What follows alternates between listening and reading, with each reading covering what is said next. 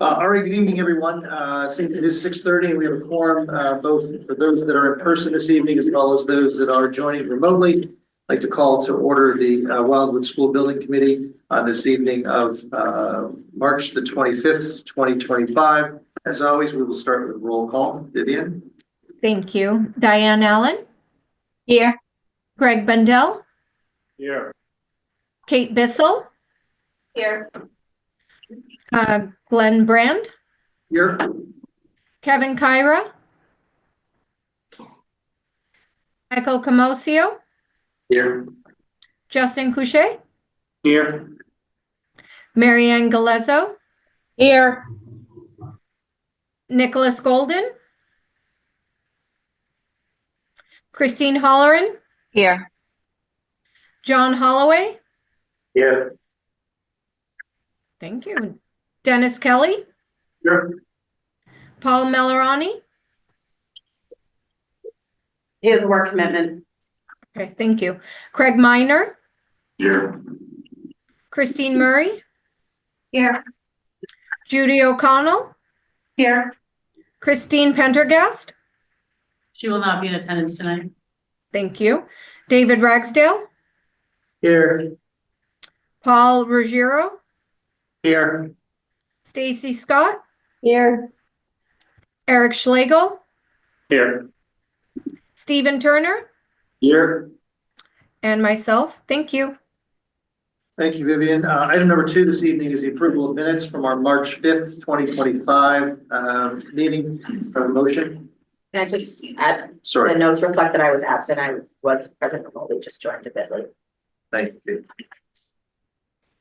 That is a modification, looking for a motion for approval of March 5th. So moved. Thank you. We have a motion second. Seconded. Thank you. Discussion, further discussion, sorry. Seeing and hearing none, Vivian, roll call, please. Absolutely. Diane Allen? Yes. Greg Bendel? Yes. Kate Bissell? Yes. Dr. Brand? Yes. Michael Camosio? Yes. Justin Couchet? Yes. Marianne Galezzo? Yes. Christine Holleran? Yes. John Holloway? Oh, yeah. Dennis Kelly? Yes. Craig Miner? Same. Christine Murray? Yes. Judy O'Connell? Yes. David Ragsdale? Yes. Paul Ruggiero? Yes. Stacy Scott? Yes. Eric Schlegel? Yes. Stephen Turner? Yes. And myself, yes. Motion carries. Thank you very much, everyone. Item number 3 is a design update. With this, I'll turn it over to Ronnie and Talib. Thank you, Dr. Brand. Hi, everybody. See you all tonight. We wanted to just give you some updates on the last few weeks here. Last time we met, we talked about updates to the site plan, looking at the few different circulation routes, and listening to the feedback as well as from the SBC as well as the educators. We're going to use option B as the primary circulation route when we're calculating for this the project. And with option B, that's the option where vehicles are accessing the site from Ballard Vale and traveling north of the building using the turnaround and then exiting out back on Ballard Vale. And then the buses would enter from Salem Street, use the front loop in front of the main entry, and then exit back out onto Salem Street. And you know, another factor as we started looking at the site plan a little bit more is the CARES program. It's a very well attended program here in the district.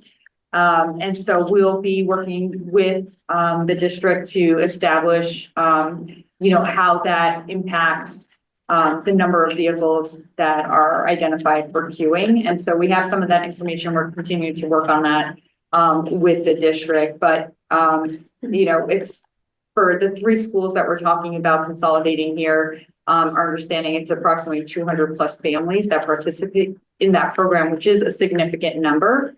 And so we will continue to review that information and develop that information further. But the other one more piece of that I'll add in is we were trying to also understand how many days are we talking about? And, you know, a good number of the students do participate 5 days a week. And CARES is actually offered every day but 3 days of the school year. So that is a significant number and a significant impact that should be considered. So we are going to continue to study that, and we'll provide an update once we have a better handle on how that will impact the number of vehicles that we need to design for queuing. And just for context, what we're trying to do there is look at that data to see if it helps us with peak flows in the morning and the afternoon, because there's a CARES program and those students wouldn't be exiting with the peak flows, and so it'll spread that peak demand out further. So we're just trying to get better data to be able to share with you all.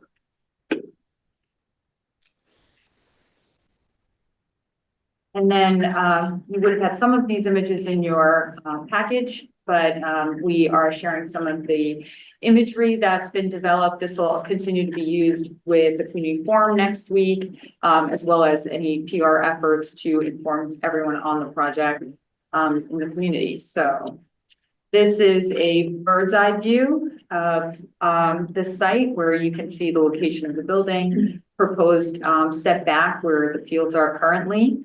And then you have the parking and the playgrounds for the upper grades towards the front half of this school site.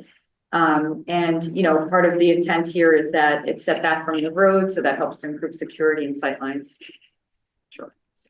Just to be clear, the package that you have in front of you does not hold these images. It was the electronic copy that you received. So for everyone's sake. This is a view a little closer to the playgrounds, and a lot of these, like the playground structure, for example, is a placeholder right now, just to give everyone an idea of what the spaces have. You know, this will be vetted in design development with, you know, the district to make sure that the equipment is appropriate for the ages, and you know, but we'll be working with a playground consultant as part of that process, but that happens in the next phase. So don't get too attached to the playground equipment. If you like something, let us know and we'll try to see what we could do. But it's just to give you an idea. And then this field that you're seeing to the right is the U8 field. And you had mentioned, Ronnie, those are crash fences, right? Yes, thank you for that. Yes, you'll see here all around the playground is the crash rated fencing for protection as well. We actually have that at all of the playgrounds, crash rated fencing. We go back to Sure. our slide. What was the thought exactly about the basketball courts? I don't know why I was suddenly kind of just like looking at them lately, and I mean, everyone likes to pick up basketball, so nothing against basketball courts. I wonder if that's the best like mixed community and school use. Was this something that the school kind of talked about, how like actually we could really use?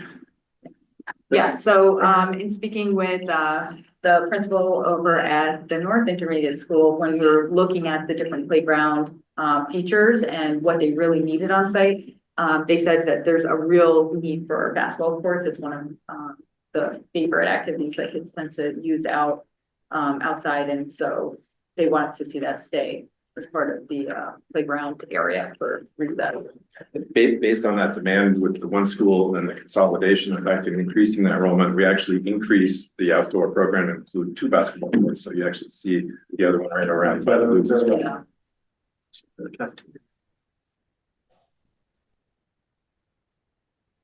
This is a view towards the main entry here on. You can't see my cursor. Main entry, you'll see the buses looping around, and then to the left is the 3-story academic wing. This is a view of that second basketball court that we've placed in here. This is where the playground used to be for the upper grades.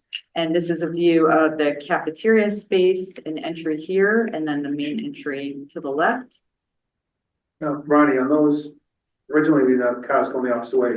Wasn't it so that like when parents dropped off pre-K, Okay, to be close to the door. Coming from this side, do they still have good access coming into the building to, get to their area? So we'll continue to study that, being that we're looking at swapping, the location of vehicles and the buses, but, it is because the parking for pre-K is right next to that pre-K entry. We would have to work with the traffic signage on site to allow cars to also come in that are dedicated to pre-K. I know it's early in the design, but in terms of when you put this all together, are you taking into account the travel time from leaving the building to a space to use during the day? Some of them look a little bit further away, you know, from the building, so you know, to walk the students to use it, it's a little bit of a distance, so you're losing, you know, class time or recess time. And then do you also take into account whatever lighting package is going to be recommended, you know, for the space that, you know, where things go? So for example, with the basketball courts, is there any vision to have lighting, or is everything just considered for day use? So, for the first question, as far as the distance, we try to place any of the recess playground spaces as close as we can to the building. So that's why, you know, this is the upper grade playground, and they're probably the furthest from their academic wing, but closest to their, to the cafeteria.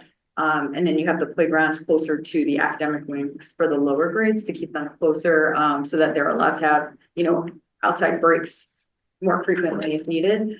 And, you know, the proximity, it's within a reasonable distance for them to, it's like coming outside and just crossing the road. And with these students, especially at the upper grades, they'll be able to just access the playgrounds without even crossing the roads.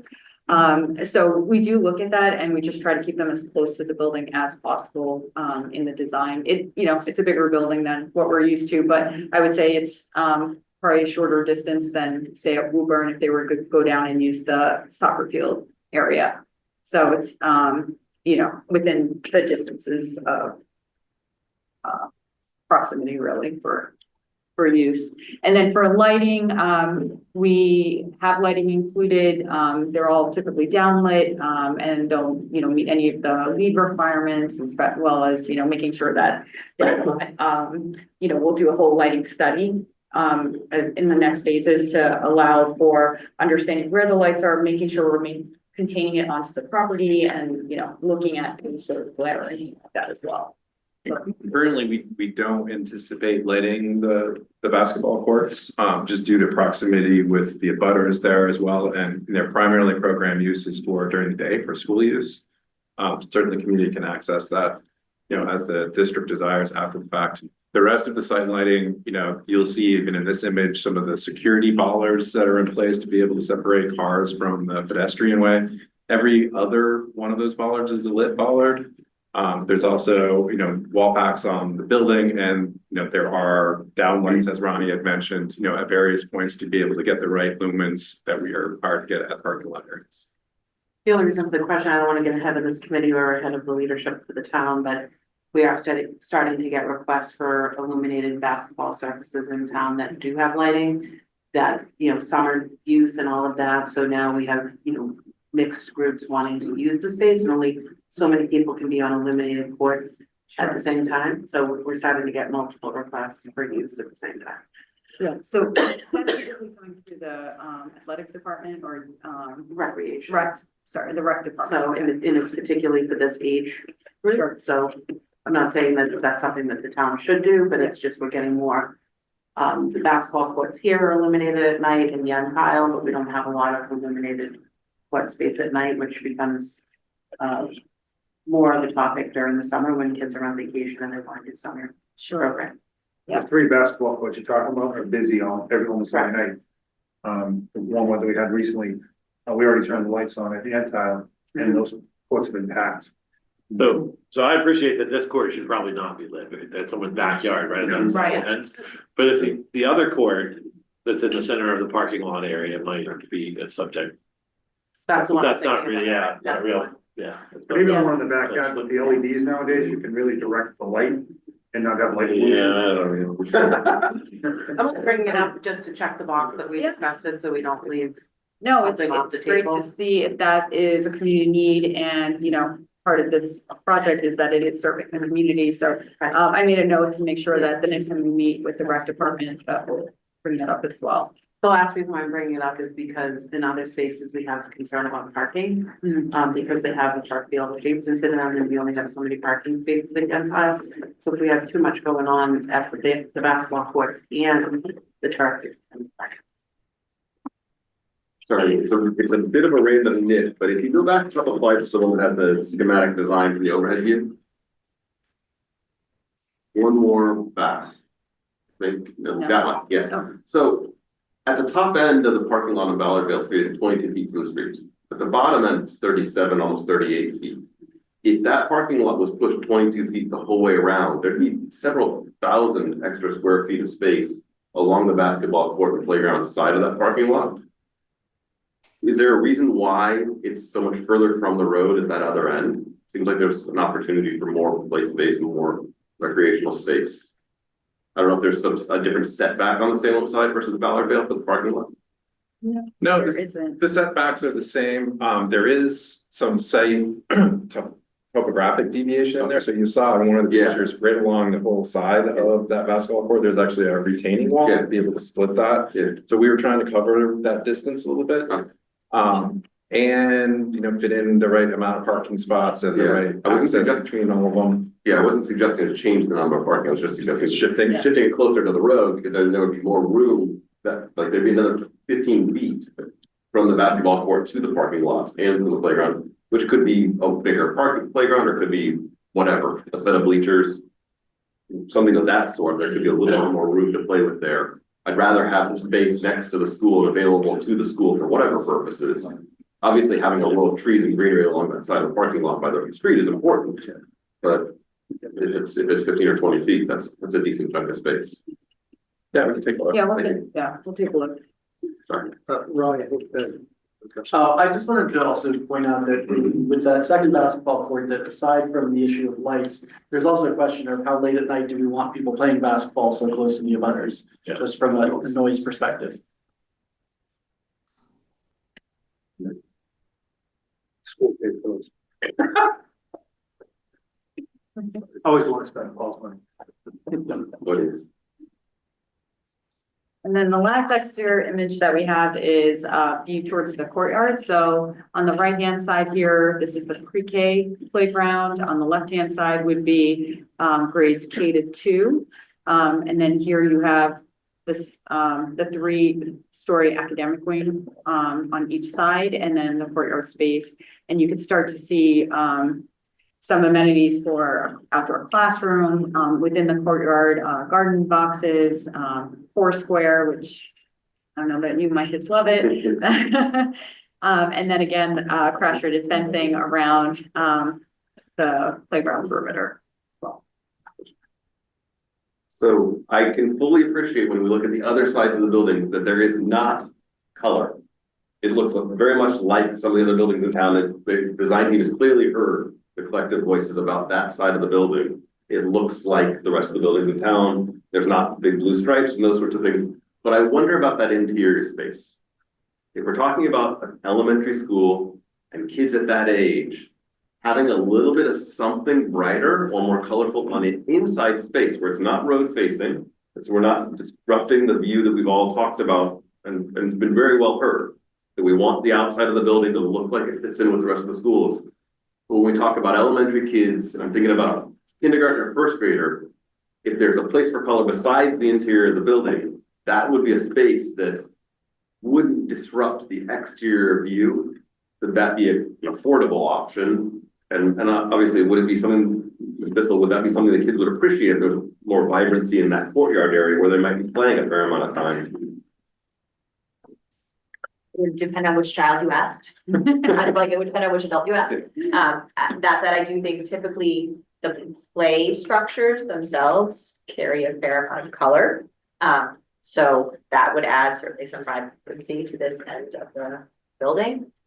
And I would guess that maybe in the indoor classroom space or the outdoor classroom space, in that courtyard, indoor the garden spaces, there could be an opportunity to. I don't know how much it would affect, like, as the other students are still in class, if you're playing that courtyard, it's gonna echo, would that be a problem? If you want them out this way as well? Is that, I'm assuming that whole area is concrete, is the thought process? Or is what material would you think would go into that courtyard? The reason I ask is because obviously, ice melts and things like that, you can't put on concrete, so you lose a lot of season. Because of that, and you go a whole year, like at the high school, people put even the mild treatment stuff. So is that an asphalt in there, or is that a concrete in there, or is that pavers? It's typically concrete and pavers, yeah, it's, you know, a mix, but it's definitely for play, you know, and it's intended for the students, so. Yeah. We do have some turf, I will say, you know, on the sides where we know that probably will get the least amount of sun, just for growth, but, or the lack of growth of grass or anything like that. You know, so we do have a little bit of turf and stuff in that area. Because when you think, again, the winter season, those 3 months, there's no place to put snow, so that would stay until Mother Nature took care of it. Because you really can't bring the snow, or put the snow anywhere, so that's just something to keep in mind, and on the left and right, if there was, you know, if we wanted to be able to get to these sections sooner, how do we get the snow out of there? That's a good point. Moving into the interiors. This is a view of the main entry, administration on the first level, the connecting stair that leads to the library up above. View of the cafeteria and stage area. Also looking towards that admin and library space.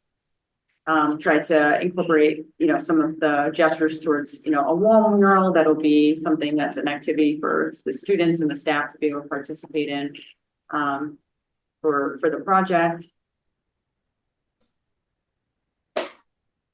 Another view, this gives you that view and that connection to the gymnasium if both sides of the stage were open. You know, and as we're going through the spaces, this one actually, you can see when we were laying out the spaces, there was a little bit of a nook space left. And so we tried to create one of the nooks that actually was from the visioning, and a few of the green stickers were on back then. So we tried to find a spot that we could try to incorporate it. So we were able to make it work here. You can see the kitchen area in the distance. Another view, this shows the exterior with the canopy. We also always think about maintenance.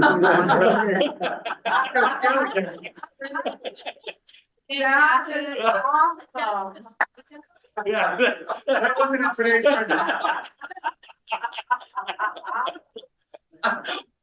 But see the dust on top of it.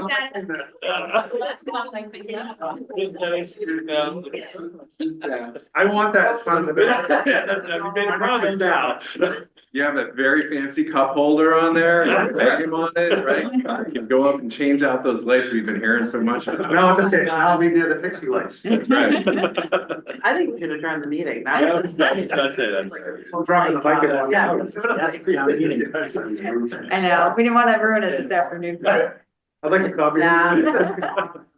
Where am I dunking? Gymnasium space, this is showing the bleachers open, some of the basketball courts that are turned up during a cross-court game. A view towards the cafeteria space, you can see where you can see straight outside, so all lining up perfectly. Another view. Is it one large space, the 12,000 square feet? It's just one large area? It is one large space, but we didn't show it with the divider down. Where my cursor is right now, there's actually a divider that can come down and split the space into two. And then you would have the ability to have two cross games going in this direction. I have kind of a crazy question. Maybe teachers can. Well, when the kids are performing, say that during the day, there's a performance, and would the sun be in their eyes?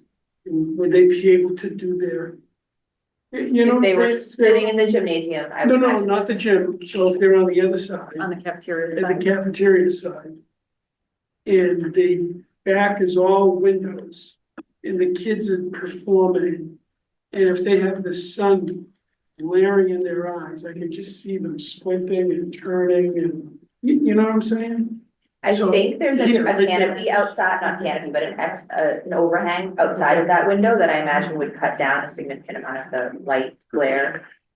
So their exterior canopy cuts that large curtain wall basically in half to be able to reduce glare. And then there'll also be, and we haven't got all that fine tuning yet of the solar orientation, depending on where we are in the building, right? We'll be able to have fins out there that stop that. And there'll also be indoor treatments, just like you see here, with blackout shades to be able to have that completely dark if you were showing, a projection movie night in there as well. So you can do that during the day. All of that can be fully darkened. I'm just Yeah, curious. that was a good question. The kids. This is, And just before on the opening on the gym side, right, there's an acoustical hard wall that is open and closable. So if there is a performance going on or the other side, or just you're having the cafeteria going and it's loud, right, you are able to acoustically separate those two spaces or open them up. Or if there's a presentation on the gym side, right, you can close the back side off to the cafeteria. So it's a pretty versatile space. Sorry, just to include that, when you say that acoustical, it's not just a heavy curtain, it's gonna be something that's gonna withstand a kid chucking a basketball at. Yeah, it's a full hard closing wall. Yeah. Well, another question would be, so if you were performing this way, the gym's usually echoey and doesn't have great sound. The other side, you have all the leaves and clouds, or whatever you wanna call them, that's gonna have sound attenuation. On this side, you really don't have that. So We hope is that the ceiling, that, maybe those big black panels are kind of sound attenuation of some sort? We'll be looking at different acoustical treatments at the ceiling. Some of these panels that you see here would be acoustical. These are actually Windows. glazing, right? So from the second level, you can see into the space. Yeah. But there will be acoustical treatment, knowing that it's also going to be doubling So we- performance. We've priced acoustical decking for the metal deck and the ceiling. We've also priced a certain percentage of all of the walls are acoustical block, right, to be able to absorb that. And then we'll also have the wall treatments and tack them in the ceilings between the girders. So it is going to be finely tuned, not as tuned probably as the cafeteria, Yeah. right? It's But just it'll different soak some of functions. it up. Exactly. One quick question on that is the blue, is that padding? It is. It is padding, and then what is the material for the gray with the spots? A little climbing wall. Climbing, Lateral climbing. rock climbing. You go up Big to as the much. dense 3,000, you can go right above it. Just to add that in addition to performance, honestly, as much acoustical deadening as we can get is also just gonna make it a much more pleasant place for any of the activities that go on there. Gyms are just loud, echoey spaces. And so any amount of deadening that we can get in there from acoustical treatments will be to the benefit of like everything that happens in there. Awful lot of climbing. Isn't It's very low. it? Yeah, that's You true. have the whole class get up at once. 10 kids across. This is the library space. As you can see, it's used for younger kids and slightly older kids. So, some of the heights of the bookshelves are varied based on that. There's two classroom setups, so two classes can be in the space at one time. And then, different types of seating so that kids can, find a book and find a nook or find a spot that they can sit and read or work as a group. So depending on the different activities that are happening in the library, this will be a really exciting space to have, and meeting with the library. I'm looking at Kate. I don't know, were you in the meeting with the librarian? But, she was very happy to see the space really coming together. She actually has not seen these updated images, but. Typical classroom, so you can see the casework, the desks that can be separated or put together. The different types of surfaces. You have tack boards, marker boards, the projection on the screen. and the ability to see across. So this is one of the classrooms that faces the courtyard, so you can see out the window to the other side of the courtyard.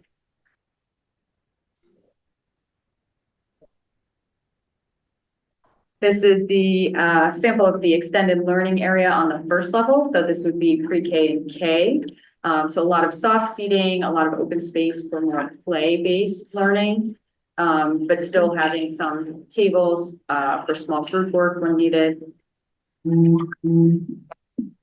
Again, more of the same on the first level here. When you get to the second floor, you'll start to see still some soft seating. And you'll also see that the cubbies are outside once you get to the second level.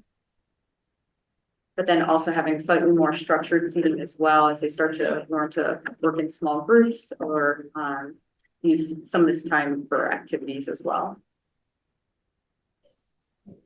This is one of the nooks. This is actually closer to one of the stages or stride classrooms. So it's still extended learning for anybody to use in that area, but it just gives a slightly smaller space that's closer to the SPED, so they can also be able to easily access extended learning areas. And then this is an example of the level 3, so grades 3, 4, and 5. More structured seating, varied heights of the seating as well. And finding these little areas. So you can see, and I didn't point this out earlier, but, you know, trying to define some of these extended learning areas, even by the ceiling treatment as well. So before we go any further, any questions? We're good? Elevators, I haven't heard anything about elevators. Obviously, they're in there, right? Yes, there is one elevator. And it's right in between the two academic Where it buildings, is, yeah, right in the middle, Just one? just one. there's just one. We try and limit those. They're expensive to build initially but even more critically to maintain. Okay, so cost estimate. We had our estimator for the design team estimate our drawings. Last time I brought the drawings and handed them off, so Dennis got to take those back. And then Fontaine, they had also estimated as well. And then we came together and reconciled the two estimates. They were approximately $500,000 apart from each other. So then we got to sit together for an entire day. Usually it was back in a room where we locked ourselves in until we came out happy. But this time it was on Zoom, and I don't know, it was about 6-7 hours. And we went line by line through the cost estimate. So you received a copy of the cost estimate in the packet that went to you. And so we literally went line by line in those 7 hours to make sure that we all had carried the same amount of scope and, you know, similar pricing, and just having an understanding if, you know, someone had priced something higher than the other, and where we were going to land on that. So it was definitely quite the effort, but it was a great day. At the end of the day, we came out with the number. And so before I get to that, just wanted to give you a refresher of where we were. So in previous phases, we've always presented the project cost, not the direct construction cost. And that's because the construction cost is only part of what the number that's going to have to get carried. The project cost includes the soft cost as well. So that's all of your design fees, contingencies, permitting that might be required, fixed furnishings and equipment that's outside of the MSBA budget. So those are all factors that get carried as soft cost. So what you're seeing here is just the construction cost. We're in the process of putting together the other number, that project cost, because with MSBA, the short name of it is the 3011 form. And so the team here is all working with the town to figure out and go through each of those line items. It's a pretty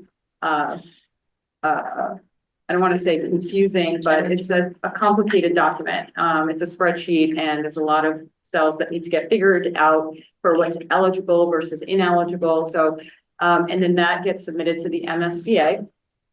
And at the end of the day, that's your project. It becomes your project scope and budget. And that's where you figure out what the agreement is with the MSBA for the project cost. So because that's still in the works, we are still presenting the construction cost, and next week on the 31st, we'll come back with that project cost.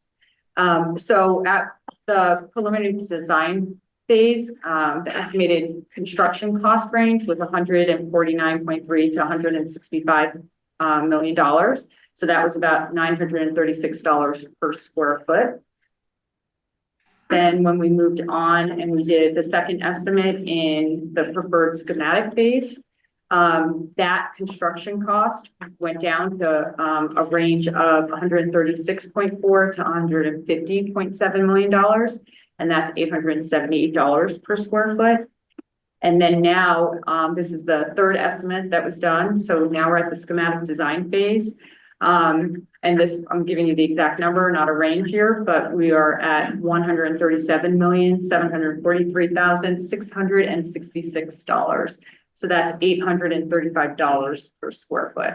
Don't worry, stand by the summary slide, so you don't have to think about all the numbers. And so here you have it. So with each phase, you know, this is just like when we went from our drawings where we had the big fat Sharpie marker, and now we're getting to a finer point as we move into each phase. And so with that refinement, we're able to reduce some of the contingencies.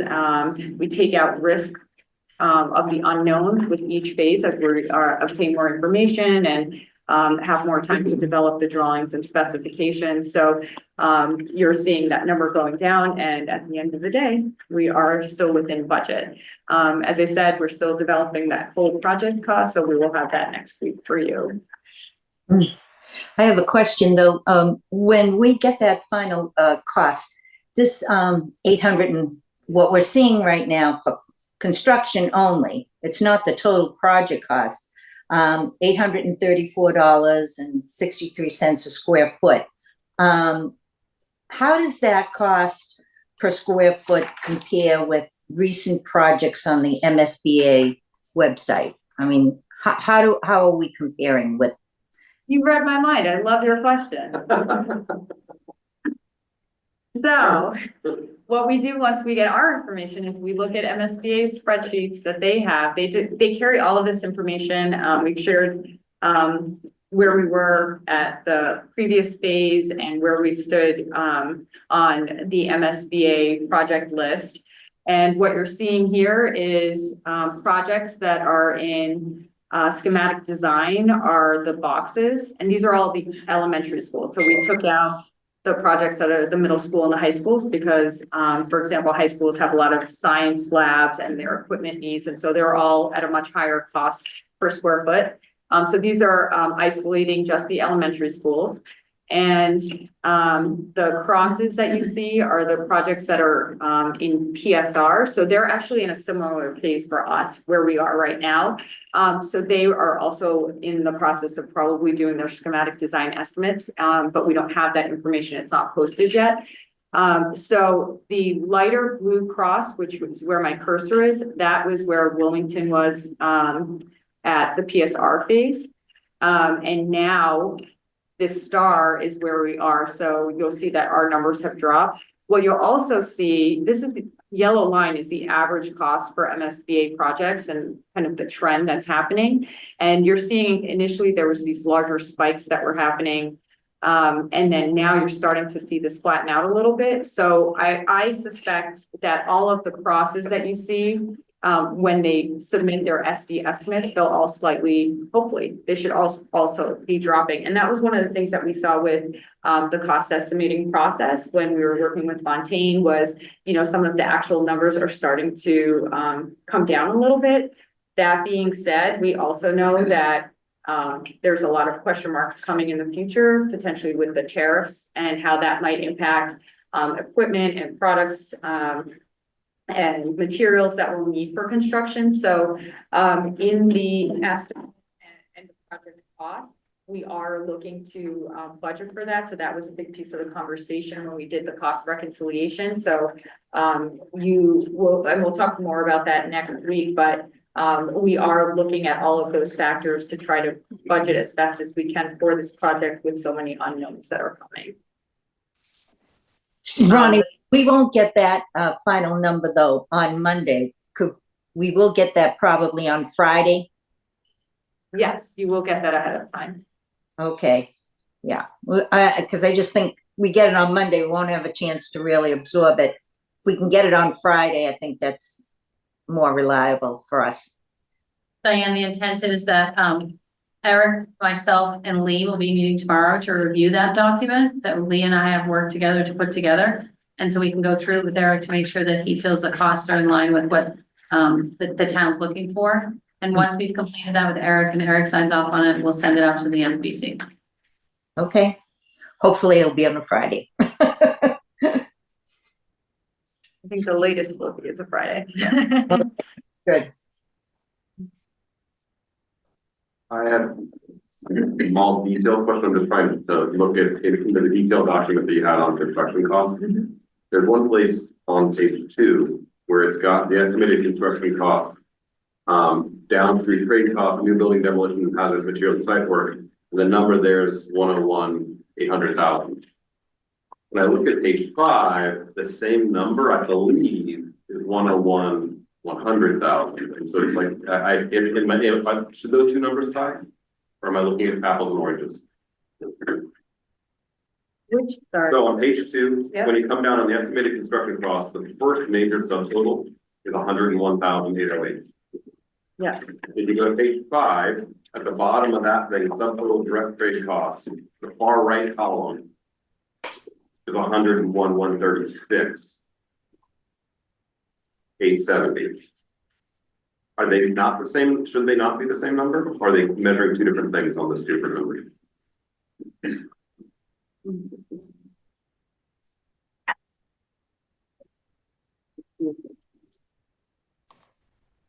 To the 80 to the left, there's the subtotal of building, and the 84,181,813 tied exactly.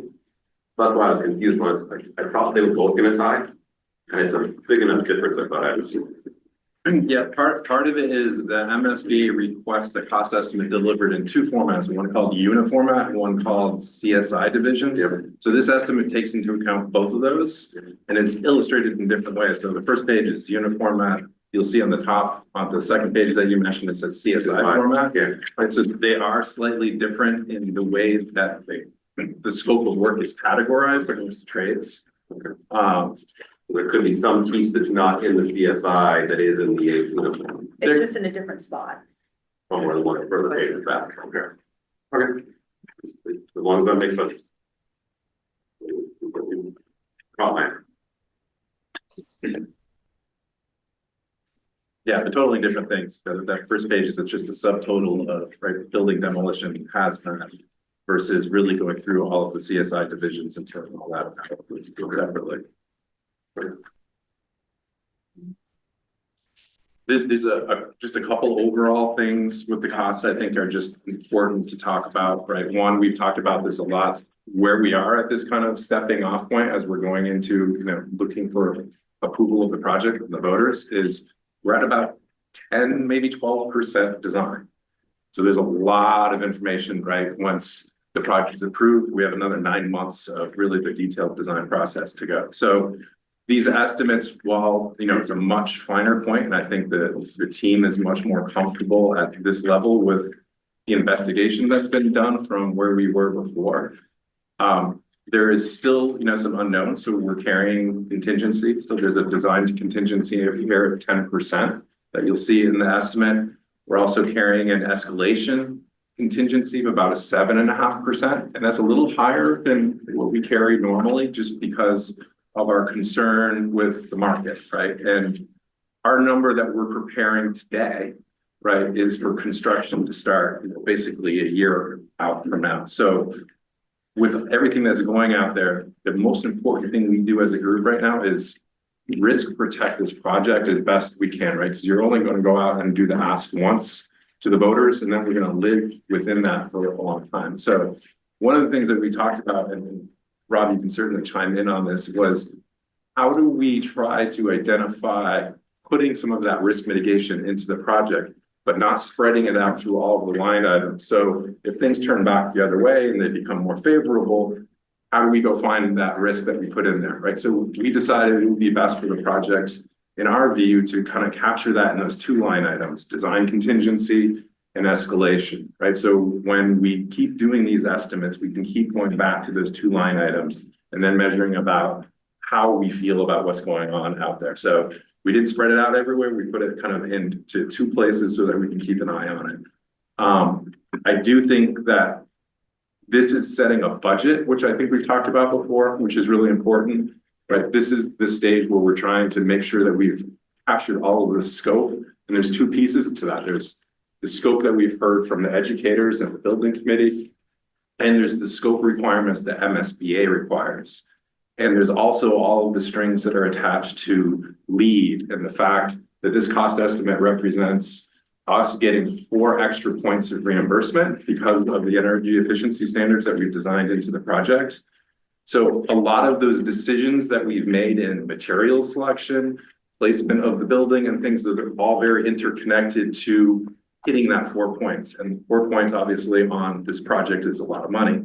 So I'm only putting that out there. And the fact is there's always, you have been very clear with us, both in direction on aesthetic and clear with us in direction of what you're looking for in a building and its value, right? Where we're spending the money in the building. And I think what we've heard was you're looking for a very utility friendly building, right? That's maintenance friendly, long-term, and that is very supportive of the educational program. And so I think the budget that we put together is very representative of that. And value engineering is a subject that we talked about a lot, right? And when is the appropriate time to start talking about that? We as a team have kind of put a list together that MSBA requires as part of our submission.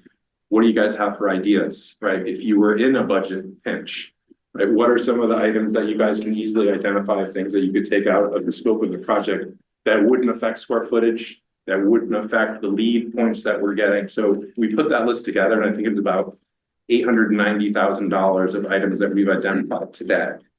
But we don't want to use that today, right? That's our budget control piece, right? And to me, value engineering is a tool for us to use to stay on budget. And so we are thinking about it. We've developed a list of items that are out there, and that's what we want to maintain that budget once it's approved. So we tried to be very conservative in our view of putting stuff in. We're trying to manage risk management. We're going to go through all of that stuff with Eric too tomorrow to be able to explain where all those things are. If there's money that's in a budget that doesn't need to get spent by the project, it stays in the budget and it gets turned back over to the town to decide what to do with it. But we can't go back and get it again. So I'm just putting out there that we've been very thoughtful in how we try and set this project up for the risk mitigation. Now, if you want to. No, I agree with everything you said, Lee. And I think to your point, we're trying to cover a bid period that's, a lot of it is actually going to be a year and a half, closer to a year and a half is the winter, approaching the winter 26. So we want to be transparent where we're covering that risk. So at Lee's point, instead of having it spread across however many hundreds of items or the detailed estimate, it's carried in the contingencies that we're able to, as we further define the documents with Lee and team, reduce that as from price may go up and details may go up and scope is added. As Lee said, where earlier you said 12% designed. So those contingencies we're hoping are capturing that. We also, for things like that we can't control, such as the tariffs, we've carried the cost for steel that we know about today in the estimate. So in addition to there being contingencies for what may happen in the future, there's premiums of what's happening in the world today already captured within the pricing that we received. This wasn't put together with just like historical pricing. Fontaine actually got a decent amount of street feedback even at this early phase, and we had a lot of check numbers from customer relationship with subcontractors. So we're definitely confident in the number that we're presenting to you guys today. We thought it was great news. I think we're within, 0.1% of each other when we reconciled at the end. So the $137 million to come that close, I think was a really good job by both teams. And I guess at the end of the day, we do need to protect the budget for you guys. And to Lee's point, we don't have, from what I saw before we came on board and what the range with you guys were pricing, we're at the low end of where you guys were wanting to be on the budget. And that's with capturing what we think is the scope of the job. So I don't think now is the time to try to cut. I think you keep the budget protected and see how things land on bid day, and you know that you have a budget that'll get the building built for you guys. So just really good what I felt news and result through the estimating process. I really appreciate the level of work, the level of detail, and to do anything that close together and two separate teams coming, which does say a lot about the work that's been done. The only question I would ask is, well, it's kind of two-sided question. Is that enough of a risk of escalation at this point in time? We really don't know what we don't know. And so it would be tremendously depressing if we realized that what we needed there was 10% instead of 7.5%. And then we do have, and that's even a bigger number than the way you have potential for value engineering. And so are there any other projects that are in a similar phase right now to us where the escalation and design and price contingency is that you know about in your industry is very different than these numbers, much higher? Potentially, is a similar approach being taken? Should we be more conservative? Should we put more in there to protect ourselves more? I know this is a big number, but is it the right big number? It's a great question, right? And that's what we keep asking ourselves, like how much is enough, right? And at the same time, you don't want to overprotect, right? And then you have this inflated number that you're bringing to the community, right? So we're trying to find that middle ground.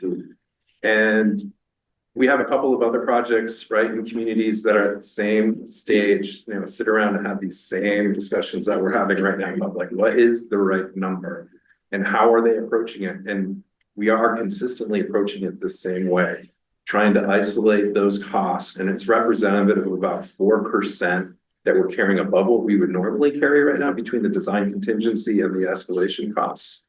4% on $137 million. What we're hearing, there's a construction cost index out there that we all pay attention to, the Turner Construction Index. And one of those things out there that we're seeing, they projected out what we see with tariffs, steel, all those different things. How much kind of worst case scenario will that hit your project? And somewhere between 2 and 3% is what we're seeing out there as forecast. So 4% going in, we felt that was a reasonable number. And we'll certainly be talking, this is construction costs we're talking about. We're also going to look at it with Eric on the project side costs of that equation, right? And where there are, potential buckets of allowance that we can put in there to cover more risk, that is completely isolated to just the town's discretion. And at some point, you look at, when you go out to bid adults, like you want this type of product, but you'll settle for this one. So if the bids come in low, you go for the more expensive one, but if the bids come in high, you go with the lower end. I know we did that with the town hall. We went, what we wanted was the slate. But it looked like the prices were going to come in high. We went to another option. And then when the prices come in low, we were able to put the slate back in for the low maintenance and the longevity of the product. Is that the type of thing that you're talking about as far as that? Yeah, that I see as another tool, right, in our kit to use once the budget is set and we're kind of going through design and we're going to continue pricing this, right, 30%, 60%, 90%. And those are truth tests for us based on the time and where the market sits. And so if we're coming back at 60%, we get an estimate back when we're seeing a substantial change from what we're talking about today. We're going to have that conversation and say, before we issue the bid documents, what are some potential deducted change orders we can build into the bid?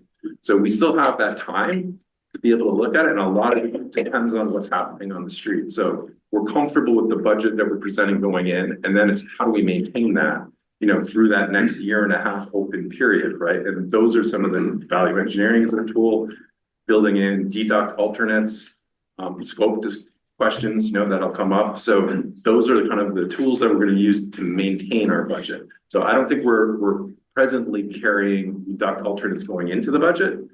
I think we try to look at what is everything that they've asked us for, make sure that we've got that covered, make sure we cover risk escalation, set the budget, and then start using our tools to maintain it. I have one question. So just to be clear, the 137, 746, 743, 666, that is just project costs. Construction, right. So next week, we'll see it with the OPM fees and Durham Whittier's final design and construction administration fees. So that, There's up to another 20% of costs, Diane, that we'll allocate by line item and scope description. So you'll know which each of those categories are. So you know what the design fees are, the OPM fees, what we're carrying for loose furnishings, what we're carrying for the consultants we need to carry through the construction period for testing of hazardous materials, soils testing, right? Recognizing when we get to good dirt. So there's a lot of items that we're carrying, you know, within this next piece between construction costs and project costs. And we'll delineate that by line item, right? And that's going out to you, the rest of this committee by Friday. So we can have a discussion on it Monday. will we know what is eligible and ineligible from MSBA? So we're not going to have a final answer on that until the board meeting in June with the MSBA board. We're going to have a preliminary idea, just like we estimated at PSR, of what we think it could be, subject to negotiation with MSBA about caps, about ineligible potential spaces, right, and their formula. So on that delivery of the full project cost, you'll also be able to calculate, we will for you, what the potential local share of that would be, subject to, right, the final negotiations and agreement by MSBA on the full project budget. Okay, all right. Okay. Thank you. Okay, and I'll just add that when we received our comments from the last phase, in the commentary, MSBA will indicate that certain spaces were considered ineligible. For example, the 6,000 square feet of the gymnasium, right? So there are some spaces that we are already have an understanding that MSBA will consider ineligible. But at the end of the day, they will have the final number. And that we won't know until they vote on it. Okay. And you have not, so we're not going in. June, Yeah. in June is when they vote on it? Yeah, June 25th, I believe, is the actual MSBA board meeting. Well, we'll be giving a presentation on the project, and the MSBA board will approve the project budget and scope agreement, which is them approving the full project cost, them approving what your reimbursement rate and what the maximum local or maximum share from the state would be, which we would also calculate the local from that. So June 25th, everything gets really firmed up as far as the project budget. And that's when we'll get the firm amount of what the percentage is that they're going to reimburse the project. Correct. Okay, thank you. Thanks, Diane. Any other questions for Jude? Just to follow up on the June 25th, when I'm looking at the dates, which are later on in this package, the meeting after that is on Tuesday, July 22nd. So we have fun on the 4th, as we talked about. Can we just convey to the audience here what the communication plan is after the 25th with those numbers, how we're gonna deliver that message out, because we don't as a committee wanted to hit the streets with the public, you know, for fun on the 4th before we've had an opportunity to share it with the committee. So with June 25th and then the next committee meeting being July 22nd, can you give maybe just a projected thought process on how we're going to communicate out to this group so that we're in the know going into public situations? Sure. No, we can bring it up now. So the thought process was, you know, coincidentally, the MSBA board meeting and the final report happened to be on the same day, the kickoff day. So the thought process was this committee has been, you know, very diligent over the last 2 years.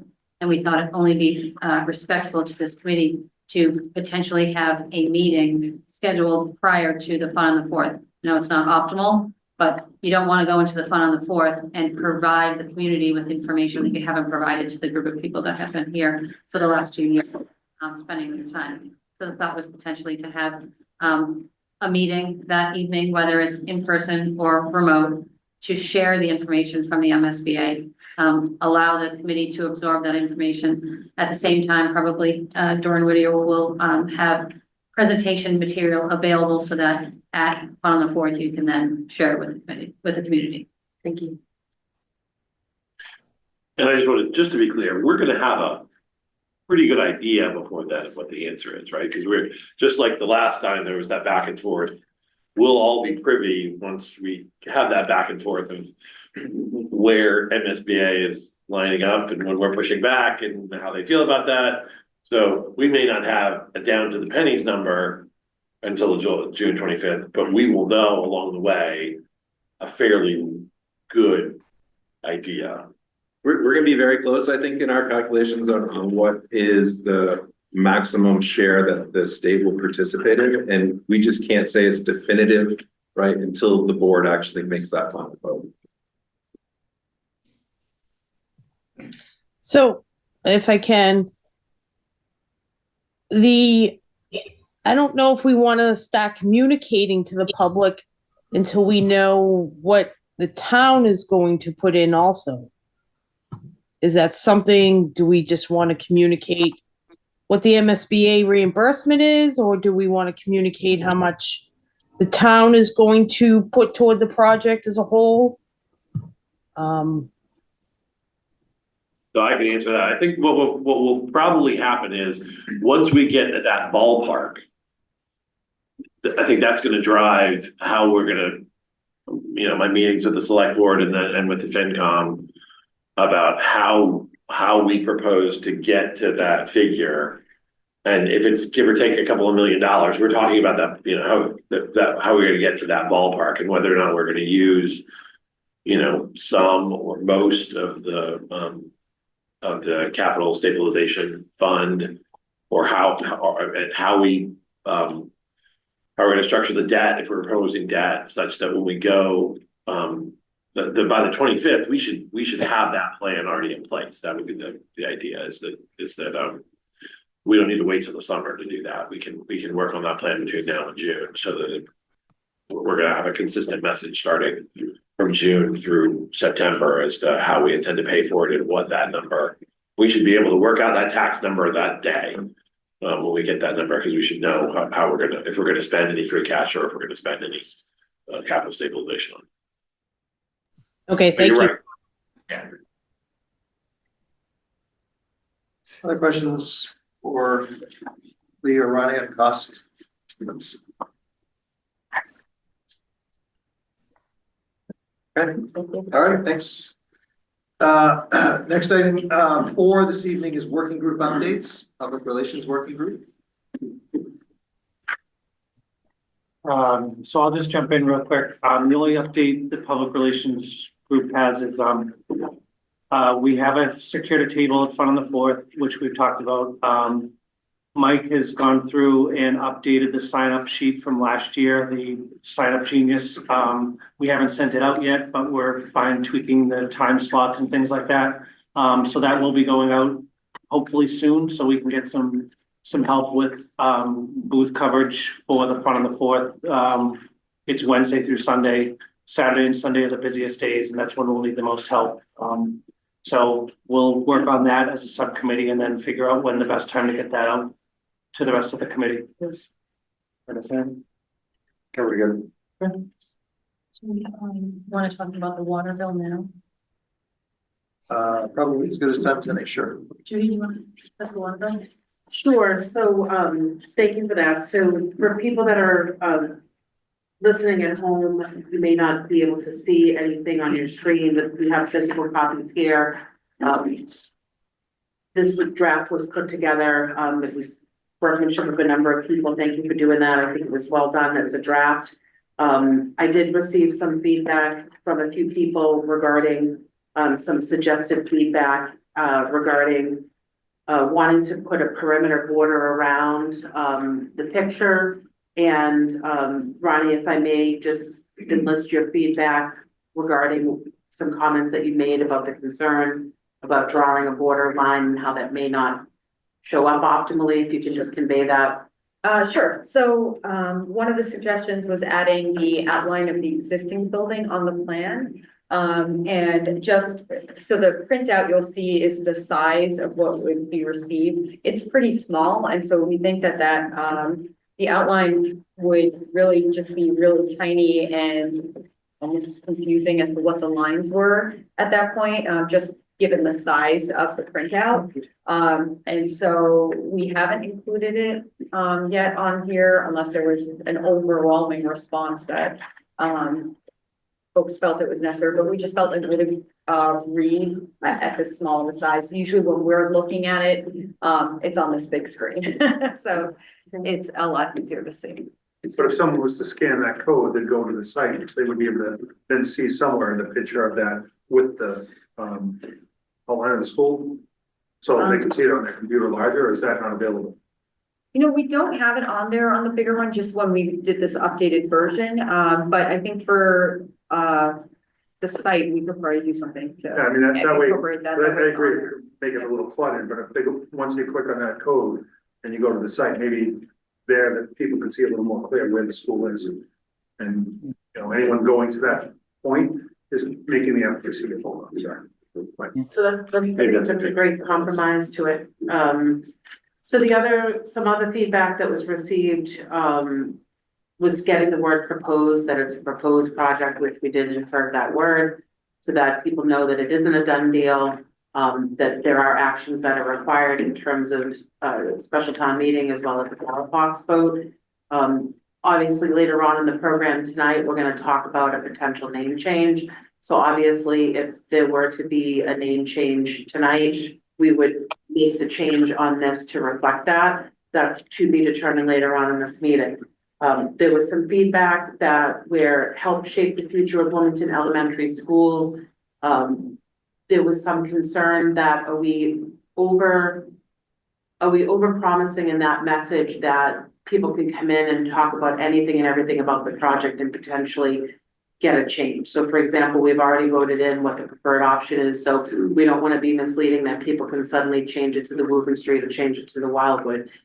However, in hearing tonight and even in the leadership meeting that we had earlier today, it's been stated we're at about 12% of design. So it's been clearly conveyed that not everything about this program is locked down, not everything about this project, is locked down, and that people do still have the ability to help shape the future of this particular school, that they're encouraged to come to the forums that we have that we'll be talking about later. And that that's nothing, even though the illustrations that we've seen tonight, they're not 100% voted in and locked in by this committee. And there is still time for community engagement and for people to bring their ideas, thoughts, and opinions. The other piece of that feedback was that that we should convey in this that there's a tax impact, and that would be eye-catching to people and perhaps incentivize them to come out and speak to something if they knew that they were going to have a tax impact. So I'll pause there and just leave it out for, comments, but that was feedback that was received as well. And I wanted to make sure I got that into the record. I'll make a comment that I always find shocking, is that every one of us talk to people in the community and they talk about where we're at. I'm always shocked at a meeting like this, that we don't have public here, that more public don't come out. I know everybody's busy, but when we're talking in dollar amounts, we're talking and all the things, you read a lot on Facebook. We don't get a lot of community input at the meetings themselves. And there might be a ton of people online right now and people watching at home, but I'm always surprised by that. So just in summary, first, thank you, Dennis, for that comment. We need to move on this like tomorrow to finalize it. And so, if anyone here feels that they just feel impassioned to share of just something that just doesn't sit well with them, we really need to move to draw a line in the sand and move forward with this. The intent for this, if in a simple fashion is just to say we wanted to convey, dates, we don't have dollars, and what action is required and get out there that there's a special town meeting vote and there's a ballot box. So I think is well done. We will have other opportunities to convey public messaging.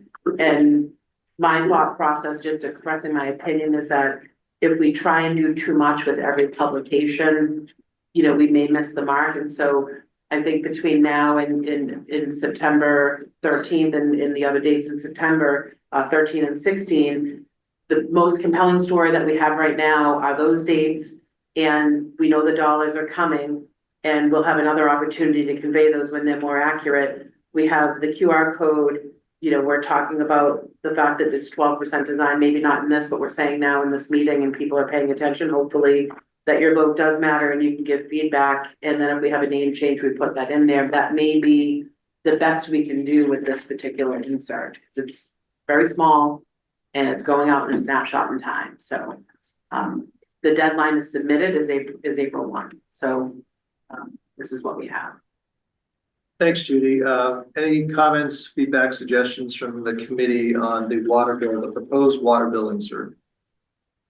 I'll just make one last comment here. I was the one that made the suggestion of the outline of the existing school only to have the people help them to visualize where the school is. And if they knew that, oh, okay, that's the North Intermediate School, that's where that was, they would have a better idea. And it's not at the Wildwood site, it's not at the Woburn Street site, where in North Wilmington this new school is going. But I understand what Ronnie said and everything. If they can go on the QR code and maybe see it a little better, that is fine. Although I know the seniors don't know how to do the QR code. They're not that familiar with doing that, but just leave that out there. We did talk about that, and the concern was that, when I was talking with Lee one-on-one, I said, we have to design these as if this is a one-hit wonder, meaning no one's going to take step 2 and go to the QR code. Yeah. So you're right, Diane, very much so, that if we're trying to appeal to all audiences, we have to treat this as it's just one snapshot that they're going to see. And the concern was about the graphics, but I completely 100% recognize and understand your comment. Thank you. Eric, did you have a comment that you want to make in this? Yeah, so I was just gonna say that I really appreciate everybody who's worked on this, and I think that for the time frame where we are, which is late, we're gonna hit the streets in April with this. I think that this is the appropriate level of detail, because we won't have the numbers, and I think we still have plenty of time to talk about the numbers and the tax impact as we move towards September. So I think that this is an appropriate level of detail without getting too much or too oversaturated with information. Thanks, Stephen. Everything he just said.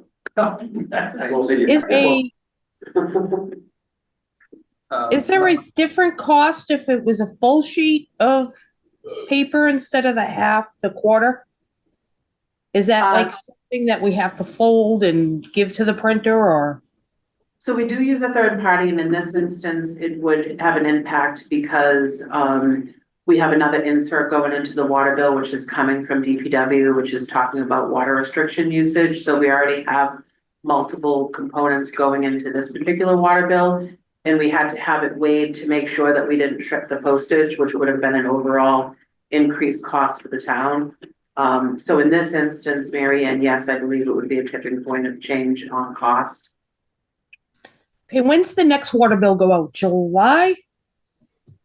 Yes. August? Okay.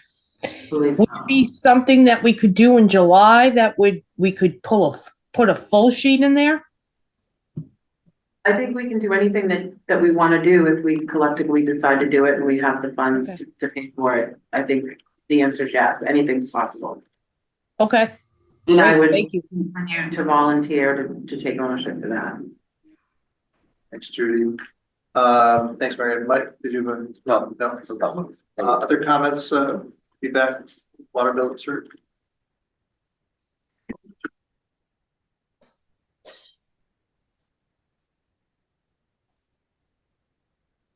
Okay. Judy, you think we're good? I think we are. I think the only thing that remains is just if there's a name change. Right. Okay, thanks everyone for your comments. Thanks for all that contribute to the development of that. Community forum is the next item. I want it's one word group. Oh, sorry. Just a Quick one. Apologies. I'll turn it over to Michael to ask you a quick. Sure, thank you. So the sustainability work group, I think we've met twice. As there's been design development, some things have changed. I think the biggest item, as The lead scorecard has yes, no, maybes, and you kind of determine as you advance whether you think you can get that point or not. At one point, we were tracking for, it's on the screen now, silver, 55 points. Now the project is tracking in the gold certification, which is 64 points. There's 4 points potential that we could drop and still stay in that gold. I know there's still just as many maybes as there are no's, so there's still some potential to stay here if other things change. Yeah, thanks, Michael. And, for any MSBA project or requirement is to track as a lead silver project. So that's what we carried. And then just with meeting the different code requirements, the efficiency and energy codes, for example. And once we've developed more design information, we realized that without really adding cost to the project, that we are actually in the tracking the 64 points as Michael mentioned. And so it actually put us into the gold category. So, and also with that is we are still with those decisions that have been made, it was also to be able to apply for that additional 4% reimbursement with MSBA. So we're still carrying that as well. So we just wanted to give a quick update. And part of this is, we are preparing our schematic design package that'll get submitted to MSBA at the end of next month. And so we're starting to finalize a lot of the decision paperwork that need to go into that submission. And that's part of why we were just trying to do a quick recap. And I know the answer to this, but I just want to clarify for everybody. So if we were silver, we'd get an additional 4% of reimbursement. Is that right? So we were tracking that the decisions that we would make with the project would track for the 4%. And you can get it. Yes, it's just that when we actually filled out the form with as many of the yeses that we had, we actually were elevated to the golds. There are kind of two components of this. One is MSBA tells you to be a part of our program baseline, you guys got to hit lead silver. That's the baseline piece. If you were looking for more, which we were, there's 4 extra points that are available. 3 of them come from hitting the Massachusetts stretch energy codes. So with our HVAC system decisions, right, and all of the other collective decisions, we're comfortable that we can be able to hit the stretch code. And then there's another point that's offered directly through the lead credits, and that's getting 5 points out of the available 7 in the indoor air quality category, which we've, through this process, have now moved into the yes category. So we're comfortable that we're hitting both of those yardsticks to be able to capture the full 4 points that's available. Okay, thank you.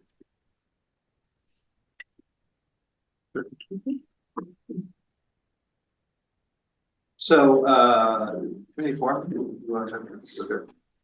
Oh, I had that on the agenda, but no. Yeah, but that was community forum. So the community forum is scheduled for March 31st here in the large group instructional room at 6 p.m. We have decided today to make that a hybrid option so that people at home could also watch it. So the flyer has been updated that Tracy sent out. So it's posted on the website. It'll be about 20 minutes of a presentation, and then we'll open it up to the room for Q&A. So WCTV is recording, or going to be here in person. We'll be able to secure them. We did a leadership group meeting earlier today. We did talk about the hybrid option. Just thought that collectively, why not? We have this down. It certainly provides more opportunity for members of the community to tune in if they wish and ask questions. We're cognizant of the fact that we have an hour set aside for the community forum with the effort to try and be as close to 20 minutes or so for the presentation. This is community forum number 6 for the project. So I'm just thinking, Dennis, of your comments and the efforts. This is, for my count, I think our 14th meeting this year alone for this committee. Again, all of these, we've worked hard with the efforts of WCTV's partnership and or through the OWL and Ken and his team to make these meetings all accessible for anyone who wishes them to be. We have a repository of all the meetings. There's a lot to sift through if we wanted to, and we're just joining now. But I'm hopeful that the committee at large feels good about the fact that we've tried to do our best to make these meetings accessible for anyone who's interested, even if they can't be here in person. So that's the plan for next Monday, with a commitment again to provide an open sort of floor and forum for anyone who wishes to answer questions or ask questions. I'm sorry. And the time of that is? 6 o'clock, followed by 7 o'clock meeting of this committee. Virtual is still an option. And going forward past March 31st, I know some know, but that's a recent decision that just came across my desk anyway today about the ability to continue to offer public meetings in a hybrid format, which I think is great. That meeting of the full committee will be, well, we can talk about the end. I'll hold that, right? Do that. Okay. We got it, Dr. Brett. So I don't think, do we have the latest version that has a Zoom link in Tracy's email from Friday? And if not, No, thank you for that. That's being, that was, we just finalized that today around the hybrid format. So that's being, it's going to be edited and then we'll push that. we'll send an email if we can have that. So that'd be something we want to share. Yeah, Tracy will send that out. Okay, perfect. And just so you know, we make also, we do this, Tracy pushes, I asked, we should work with her to get these to all of our school principals as well too. All of them are doing pretty much now weekly correspondence or newsletters of sort with their communities. And so it's getting pushed out to lots of different locations. Thank you. Yeah, thank you. Just want to add, just to get it into the record for people that are here and listening at home, that we do intend to have another abutter meeting as well. So I know that that's been, you know, certainly something that everybody is committed to, and we will be doing that. There'll be more talk on that, you know, as we step through this. But the intention is also to do another abutter meeting, and I think it's important people know that we're, you know, not going silent in that regard. And I know some people, you know, want to know that update now, so I just want to put that out there. We're thinking the May timeframe, so it's to be determined. Thanks, Judy. I'd like to just, on that point that Judy's talking about, the abutters meeting, are you including people that live across the street from the school as the abutters, you know, and along Salem Street there and goes along Ballardvale? Does it? Yes, that they're included? Yes. Great, thank you. Is it intent to think about doing it at the north again, like we did the last one? I know we had some sound issues and some issues like that. Well, will we pull it here? Well, maybe we should start thinking about working with Ken and trying to figure out a better way for us to communicate or be heard by everybody. That's a great point. And we could certainly improve the sound with the sound system, but I'm also thinking about the fact that in May, depending on the temperatures, lack of air conditioning, it may be something that we want to think about another location. So, yeah, you know. Or it's the perfect location. Or it's the perfect location. I can take fans. Okay, anything further on community forum? Okay, great. Item number 5 tonight, discussion correspondence, new items. There are 3 items that are listed on your agenda, and it's all right if the committee will go in order those items. The first is just to start, if I may, just read an excerpt of a letter that I had sent to Eric as town manager a few weeks ago. And it reads in part, since 2021, when the district and town were invited into the Massachusetts School Building Authority's program, for the current elementary school building project, I've had the privilege of serving as the chair of the building committee since that time. As many are aware, I will be leaving the district at the end of June to pursue a new professional opportunity. Given my forthcoming departure as a superintendent of schools and the understanding that the district will bring on an interim superintendent, I believe it's time for me to step down from the role of chair. For several reasons, I also do not believe it would be fair or appropriate to ask an interim superintendent of schools to take on the position and the accompanying responsibilities. With this in mind, I feel it's the right time to transition the chair position to another individual other than the superintendent of schools. It's my intention and hope to remain in the role of chair until after the submission of the schematic design to the MSBA. And I'd like to suggest to this committee at large consideration of reorganizing the role of chair either at that meeting in April or thereafter. I believe this and hopeful that it provides sufficient time for the committee to discuss and consider the election of a new chair.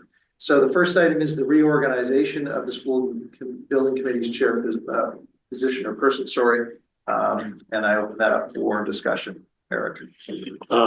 So I appreciate Glenn and your thought about this, and we've had conversations about this personally, but also with members of the leadership team. I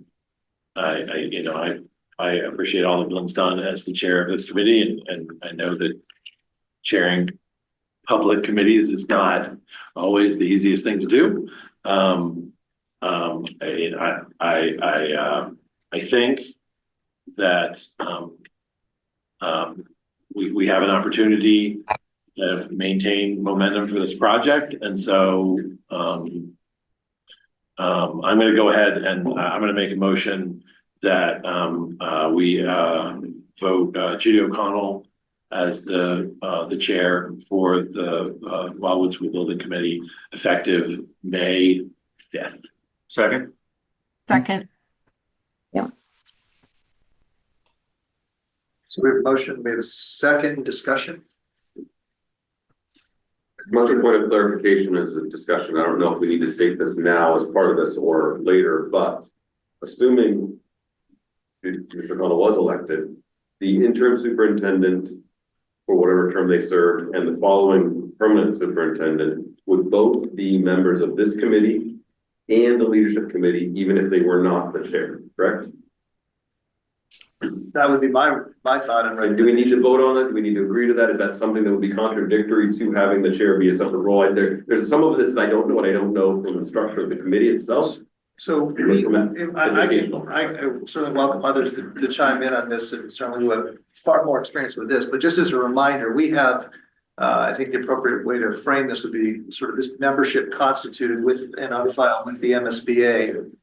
Certain representatives of select board, for example, finance committee, school committee, and the superintendent of schools. The direction that this project took, and here in the town, was in the conversation with the previous town manager, to have the superintendent of school and myself obviously be the role of chair. My understanding is it could be arguably anybody who's a member of the building committee. But I certainly defer to folks who. And there would be no change to the leadership piece as well. I would say that that's a kind of an ex officio position. So if the interim superintendent and the permanent superintendent would be members of this, just like I didn't have to be voted in when I came on, that role would be on that committee and then the leadership team. And the leadership team. Okay, cool. Thank you. I just want to clarify that piece ahead of time, so we wouldn't be asking about it afterwards. Oh, by the way. Yeah, I mean, luckily we've already gone through this, so I think we just kind of follow what we've done before, which is when new people come on board, they take the roles, including on the leadership. So just to clarify, so that means that, so the acting superintendent would be on it, and when the new superintendent was hired, the acting superintendent would step down, or would add another person to the committee? There could be a month, there could be a month of overlap, but it would not be more than.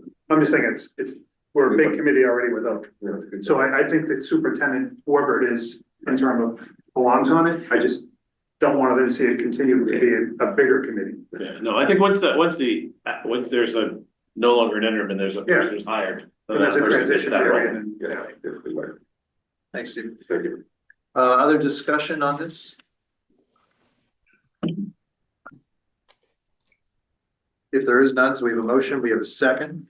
Did you accept the nomination? That's actually a very good question.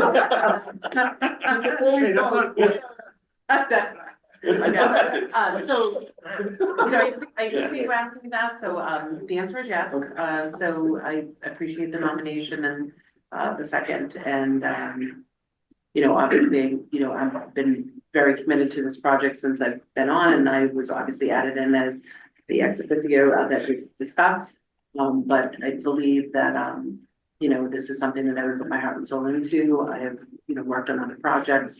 I have been on the school committee, on the select board, business owner, teacher here in the public schools for a number of years at different levels, and have a track record of working on many groups and organizations. So I feel that I could, step into this and get off to a great start in that role, and working with Glenn and the team. And, I'm not new to the role. I think that there's a benefit to having town personnel in this role, that while many are volunteers and you have jobs and families that you're responsible to, as do we, but I think it's helpful to have somebody that's on the town roles, if you will, or the school roles, that can make this part of my daily job as well, and be supported through the administrative staff. And we have such a great relationship with the school department. I think you know, it makes sense to have a town or school president in this role for the benefit of the committee. So Eric asked me if I was nominated, if I would accept, and I said yes. So we did not violate the open meeting law in having that discussion, but I think it's important for me to be very in line with the town manager and with all of you and with the school department. And I'm excited about it. And I think I will share with you all that I'm, you know, approachable and willing to have conversations, and my heart's in the right spot. And I really want to do the right thing by this committee and do the right thing by the town. And, you know, I would embrace this in earnest and really look for things to come. I'm really proud of how this committee has come together in the short time that I've been here. I know many of you have served longer than me, and that's not lost on me, but I believe that we're really in a good spot where we've built a lot of momentum. We haven't agreed on everything, but we've really unified as one collective we, and we may not agree on everything, but I'm really pleased with where we're at and where we intend to go. And I'm looking forward to being an integral role to that. So thank you. Thank you, Judy. Thank you for accepting. Any other discussion? Sorry. I'd just like to state that I have every confidence in Judy, and I think she would be a terrific chair. But I would also like to commend the work that Vivian Verbedian has done since the beginning of this committee as its vice chair, and as a member of the leadership team, and that I would be equally confident with her chairing the committee as well, as she has done at times in Dr. Brand's absence. Stay. Dr. Brand, I do have one, I don't know whether to bring it up now or after we take the vote, just kind of a general question, kind of to go back to what Mr. Turner said. We've had some movement on the committee, and we don't seem to have any sort of policy in place. As an example, the finance director used to be on this committee for the town. When he left,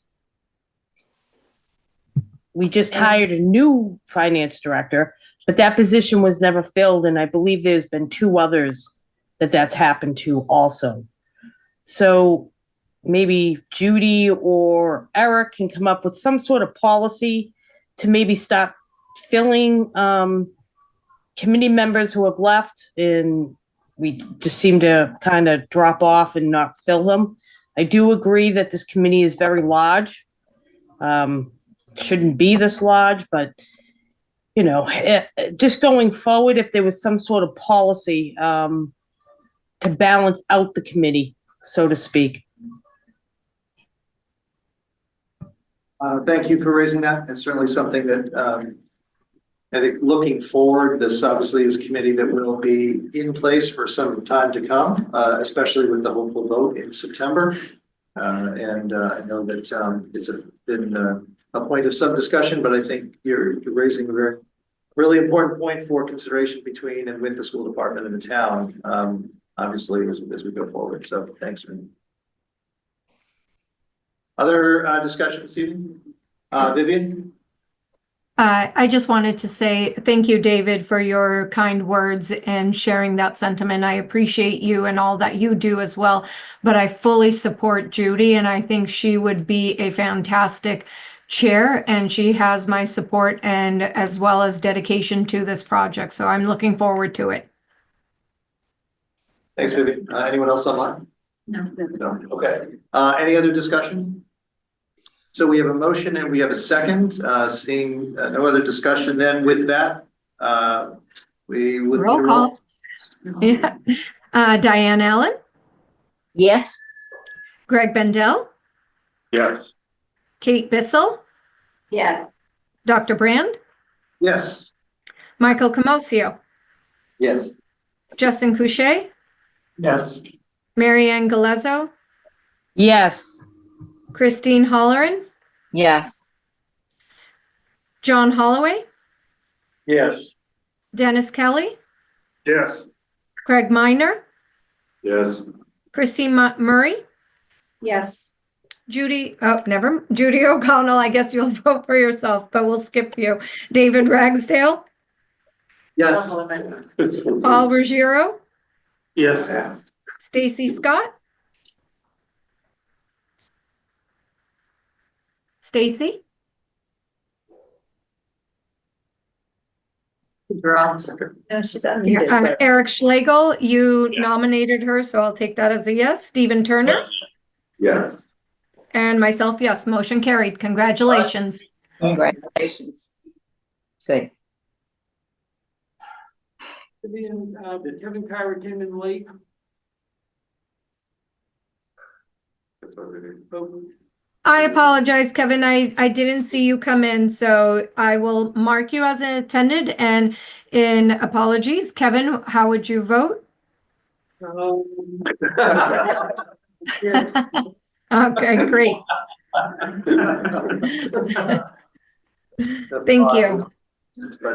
All right, the next item is review and approve a project name. So just a point of reminder for why this item is here. We have talked before as a committee around the name of this project. And just as a friendly reminder for all, it has, for the most part, maintained the Wildwood aspect to it because this was the priority project after submitting 6 statement of interest to the Massachusetts School Building Authority. And this, as members of this committee know, included the Wildwood that emerged as the priority project. And if I'm not mistaken, that's the exact sort of identifier that the MSBA used. Hence why Wildwood has remained a part of the project. And at the time of that sort of inception, we did not know which direction the project was going to take. It could have just emerged as the Wildwood project, replacing or building new. It could have emerged as something a little bit different with pre-K to 3. But as members of the committee know, we landed here with the consolidation of pre-K to 5.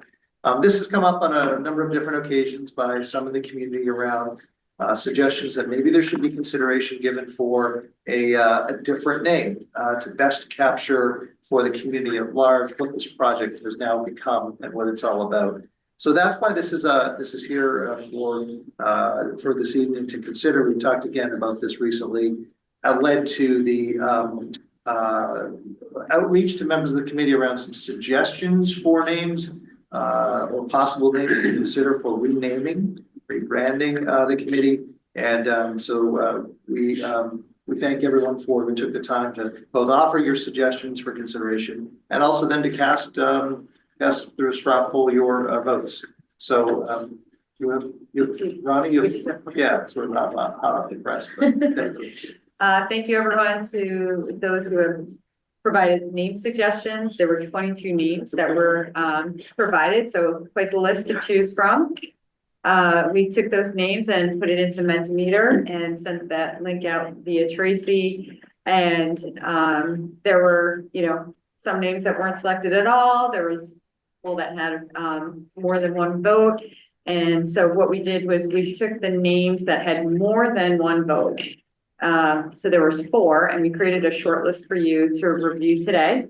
And they're in order of the number of votes that they received. So the top one, North Elementary School Building Project, received 10 votes, and it descends from there. And I will leave this here for this group to discuss on how you want to proceed.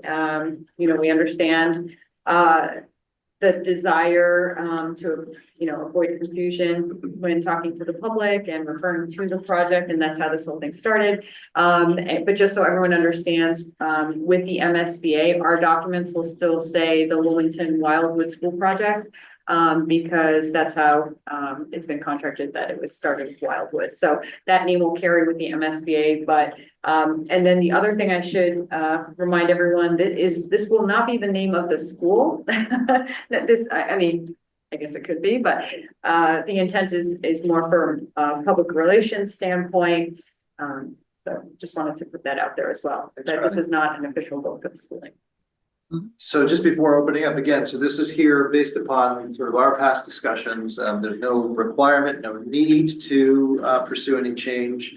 The reality, as Ronnie pointed out, is Wildwood is always going to be there as part of this project on record with the MSBA, but for the public facing, front facing aspect of PR and such, and this is, if there is an interest to pursue a name change, it's not something that has to necessarily be done tonight, although we have the flyer, the water bill that is more timely. But with that said, certainly open it up for discussion. Let me begin by just saying thank you for a short list, because when I saw 21 names, we've been here for about 5 hours. We'll stop it there. Thanks. We still could be here. Very much. Yeah. So I just want to mention something that I mentioned at the leadership group this morning, and it may not be popular, but I am concerned about given right now that we are less than 6 months from a vote.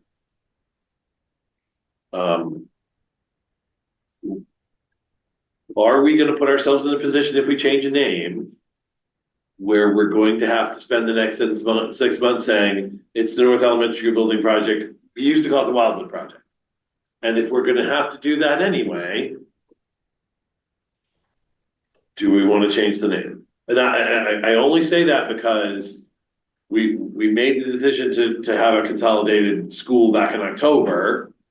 And we, as a committee, made the determination, we didn't take any action to change the name then, and now it's been another 6 months, and we only have got 6 months left before the vote, and that basically is the kind of the big deadline is the vote. And is there a sufficient advantage to be gained, given all of our outreach in the past, year, by a name change now?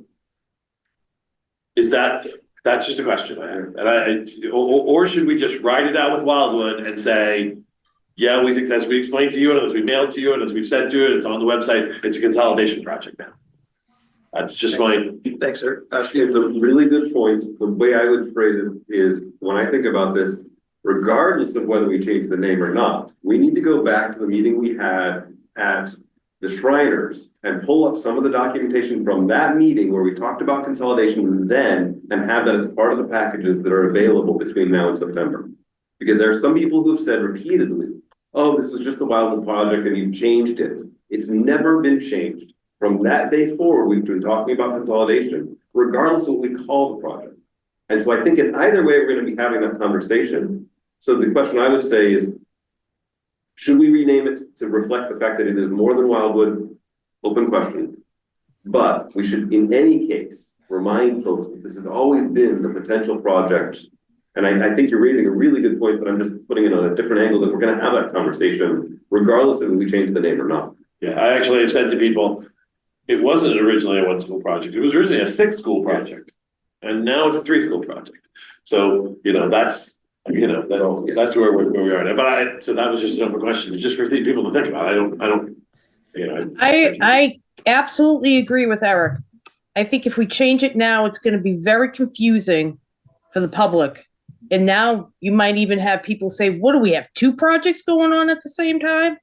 I 100% agree with Eric. I think at this point in time, it's just not good to change the name. It's what we've been branding it all along.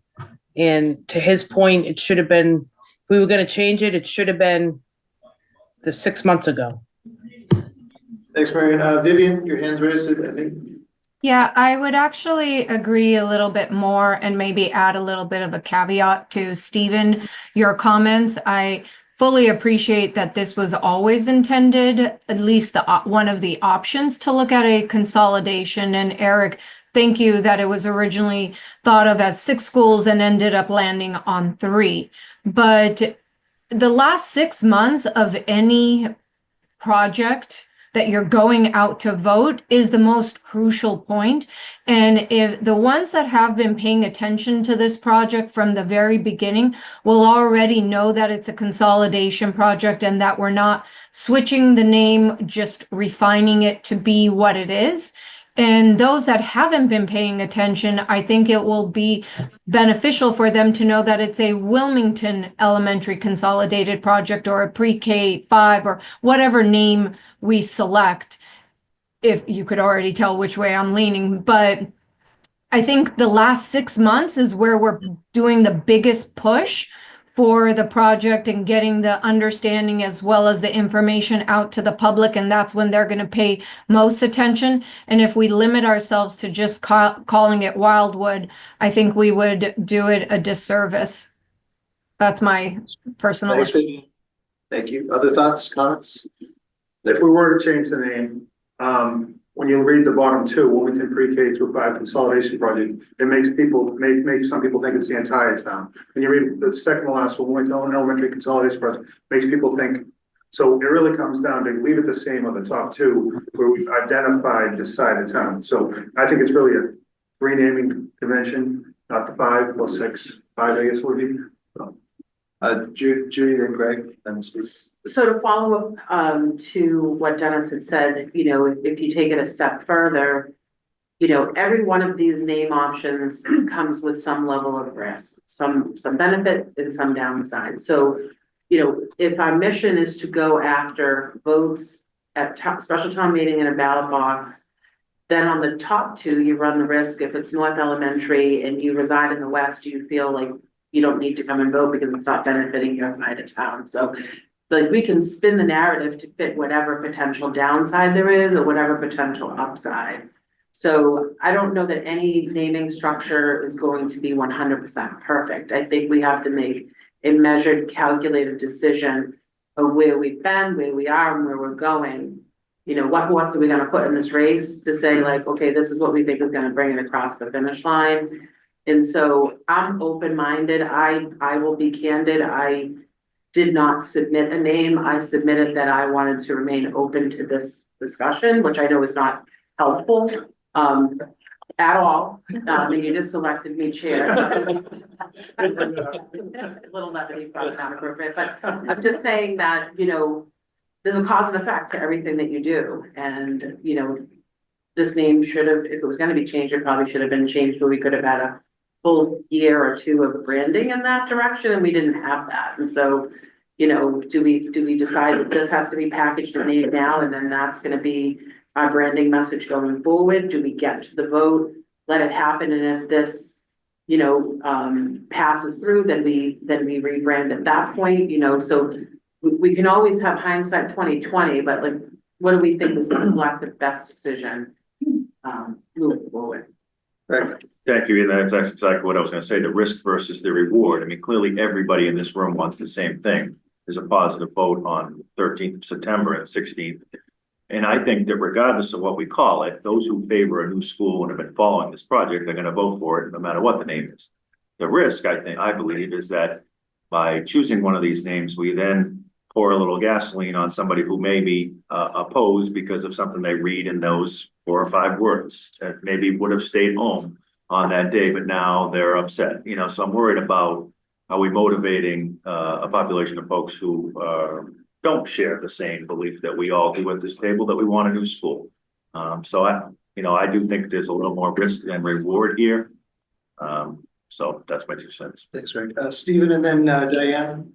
So I appreciate that we should have done it in October, but we didn't. So should we do it now? I'm curious to the expert, to the professionals who've done many more projects than any of us in this room have. Have you seen another school district change the name of the project 6 months before the vote? Is this common? Is this discussion at all even normal? Has it caused a risk? Has it caused good? Has it caused bad? In any of your experience, have you seen any cases where this has been good, bad, or ugly? Not an abnormal process at all. You know, a good example is, you know, a project we just worked on in Northbridge, which was a consolidation project. It started out with MSBA's Balmer Elementary School.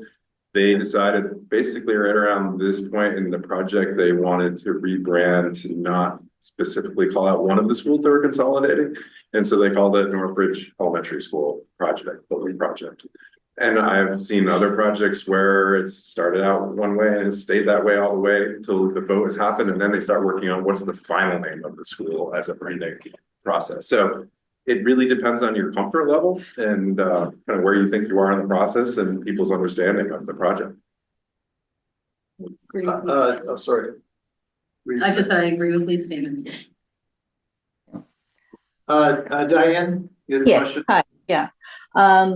Well, I've listened to everybody's comments tonight too, but I think personally, I think it should be the North Elementary School Building Project, because this site has always been I'm going to put in quotes, North School on this side. Therefore, there should be no confusion to the people of what it is and where it is. And I think by naming it the North Elementary School Building Project, that helps the people to know exactly where the project is taking place. And then also, with your permission, Dr. Brand, I know Paul Melorani is not here tonight, but he did send me something that he would like to have read tonight at the meeting. And if I may, could I read his comment, please? Sure, Diane, thank you. Okay. This is from Paul Melorani. I firmly believe that in the spirit of full transparency, the name of the school project should be the North Elementary School Building Project. I am confident that despite incorporating the word North into the name of this project, the committee can address the fact that the school will be a benefit to the entire town separately. I don't want to mislead anyone or obfuscate exactly what this project is. I think people should be able to see the name of this project and conclude exactly what it is. Thank you. Thanks, Diane. Justin, and then Kevin, and then David. So I won't, I agree with most of what's been said. I was pro changing the name a long time ago. And I do think that at this point, there's too much risk. I think we're beyond that point. To change it to North or North Side is alienating half of the town. To put it as Wilmington Elementary, it's creating too much confusion. But a comment, but also kind of a question. I'm looking at the community forum flyer and it says Wilmington Elementary School Project, which is fine. Like so it seems like we're kind of doing a soft name change already. And can we just continue to do something like this? I don't know. Again, I'm just curious, like where this came from, and I'm okay with this, but it seems like we've already started to do kind of like a soft name change just with the most recent community forum flyer. So it's also in the water bill insert different to your point. It's already expressed, in the water bill insert differently as well. Yeah. Right. It says,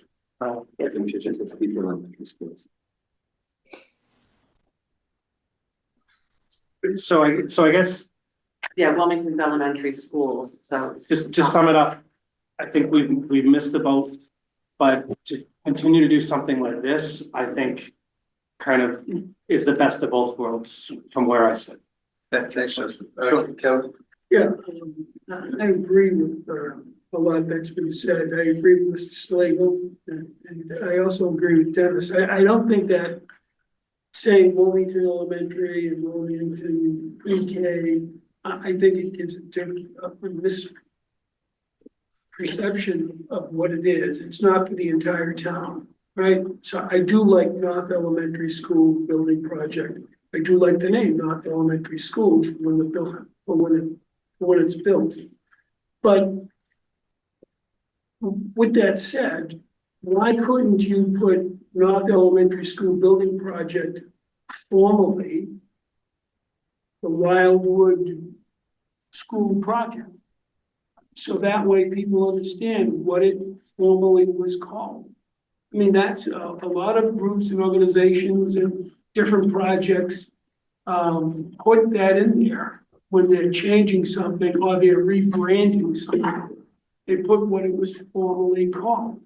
So you could do that as a suggestion. So it would be North Elementary School Building Project, formerly Wildwood School Project. Just as a thought, not that I want to mess everything up now. Thanks, Kevin. David? My real opinion is that this probably won't matter in the end. The project is going to pass for its merits and not on what we call it. But you want to try and get every part in your favor that you can. I still think that even if, again, it's like the best time to change it would have been 6 months ago and the second best time is now. Because I think that Wildwood is still a misleading name for what the project is really about.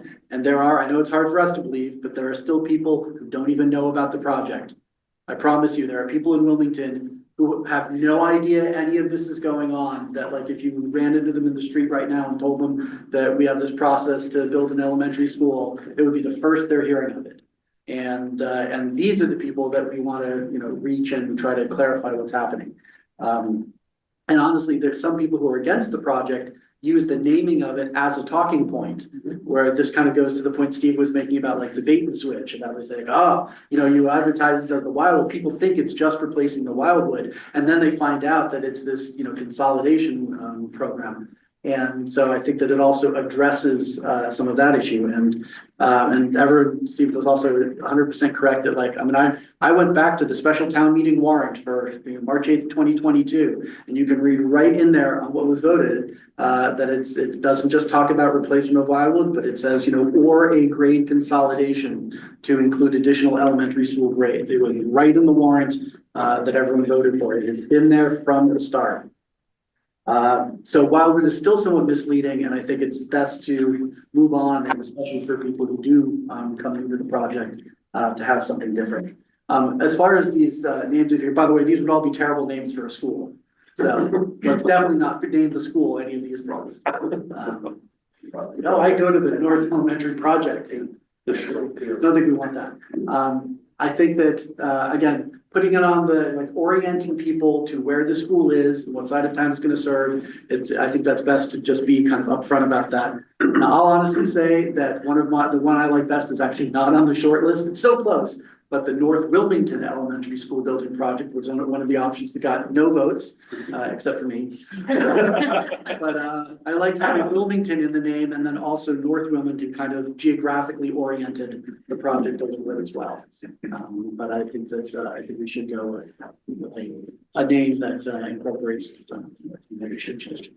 Thanks, David. Okay, so I watched it go around the room, and I think we're all on the same kind of idea. And we're looking, bouncing back and forth. So I would like to make a motion that it's the North Elementary School Building Project. And if it fails, then we have the other option of keeping it where it is.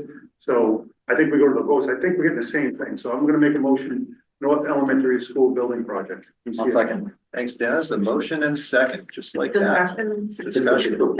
Yes. So I'm on Dennis's track, but I just for discussion, I like the compromise that Mr. Kara brought up, that, can we incorporate the tagline, and even if it's in a different font, whether it's italics, in a different color in some of our marketing, because I do think it's a total solution.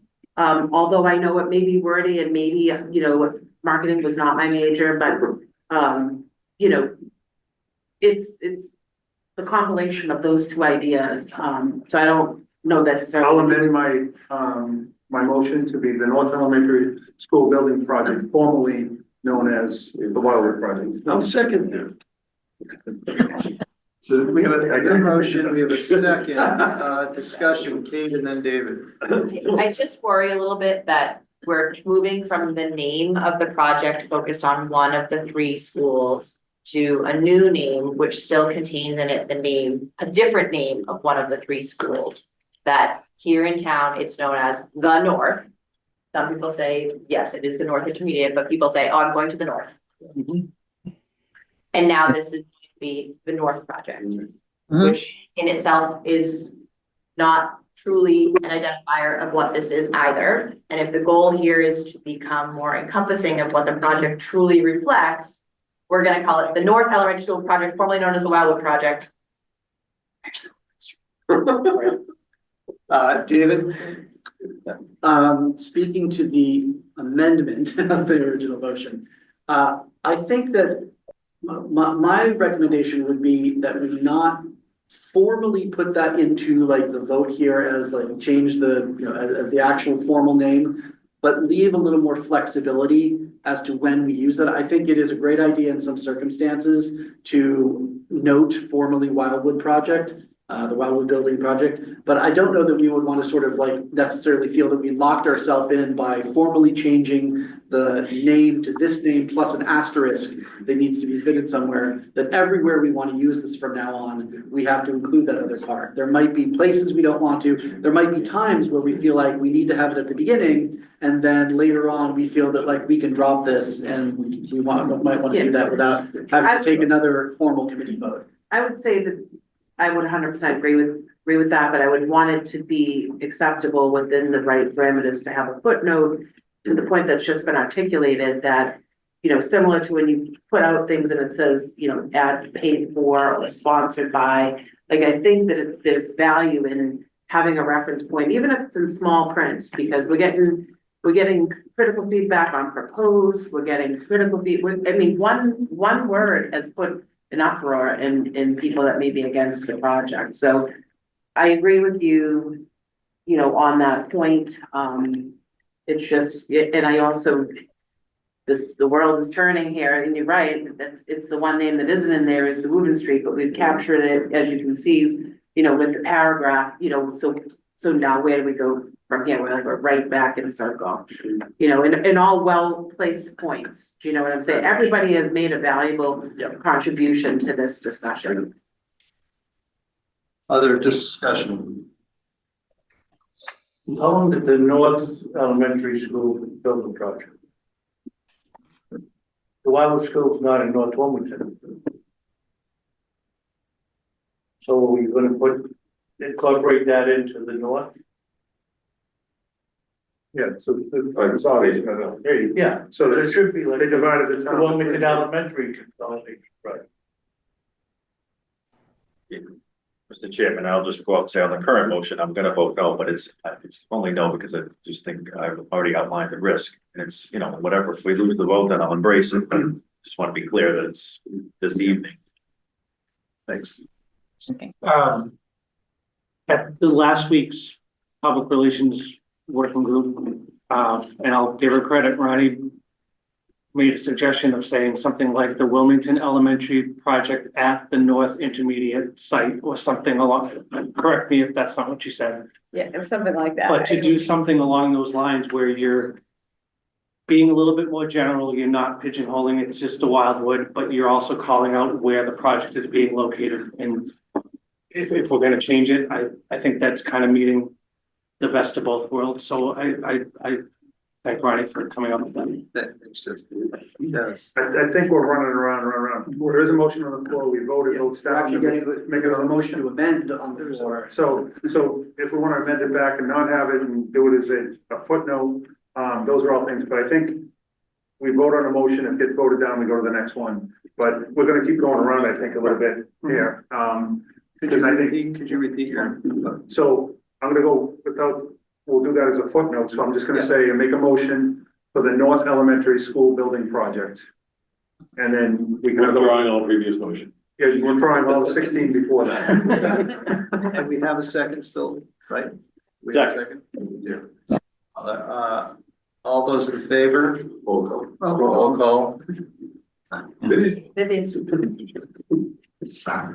Sure. Roll call. Diane Allen, Yes. Greg Bendel, No. Kate Bissell. No. All right, so we've got one yes. Dr. Brand, No. Kevin Kyra, No. Michael Camosio, No. Justin Couche, No. Mary Ann Galesso, No. Christine Holleran, No. John Holloway, No. Dennis Kelly, Yes. Craig Minor, Yes. Christine Murray, No. Judy O'Connell, No. Christine, David Ragsdale, No. Paul Ruggiero, No.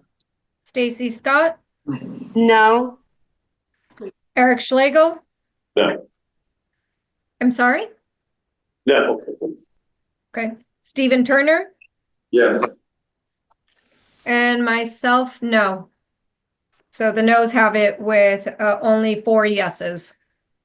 That's good. Now we'll rule that one out. Yeah, can I make a motion? Can I make a motion? Please. Hearing Ms. Bissell's comment, I move that we rename it the Northside Elementary School Building Project with the caveats previously approved, suggested that as flexible subtitles needed, but not voted elsewhere. So just the motion is that second name. Do we have a second? Second. Discussion.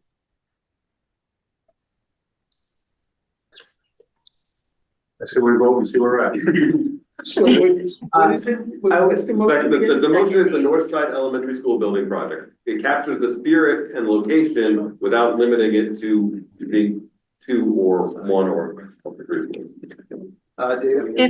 If we're still discussing, if we're still discussing, does that raise kind of the question of one side of town with the other side of town? I know we were very much cognizant of that and sensitive to separating the town into one, where we're looking for all members of the community to vote for this project. Yeah. Just a question. That was my concern as well, that I was going to raise that, that like when you just calling it sort of north is just more of geographical. It's like, yes, it is on the north side of town, but like, yeah, getting into this like north side, I don't know, somehow you can't hear north side without also then immediately thinking west side and thinking Right. about the sort of the division in town that way. And so I don't know, that gives me a little bit of pause, but I don't want to necessarily utterly it. Other comments? Discussion? I'll throw out this, I'll amend that motion. See if I get a second to name it as it is currently named, the Wildwood School Project. There's a motion on the floor. Yeah. I think we need I'm to- amending the motion. I think it was Stephen Turner who made the actual motion, so he would have to amend it, Marianne. Okay. I don't object to the spirit of what you're suggesting. I think we could vote on this, and if people don't like it, then your motion would naturally follow. Is my thought, but I'm not a Robert's rule. I would agree. If we have a motion on the floor that needs to be addressed, I would think your amendment's out of order. I'm sorry, Marianne, but then you can bring it back as a regular For sure. motion after. So are we still into discussion? Yes. Yes. So, you know, I don't want to frustrate anybody, especially Eric, but you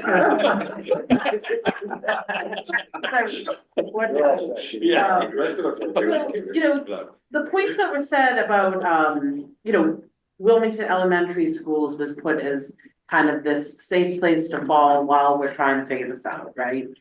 So to my way of thinking, this is just, I'm brainstorming. I'm not saying this is a perfect idea, but people that are committed to Wilmington, people that are committed to elementary school, maybe it's Wilmington Elementary School project.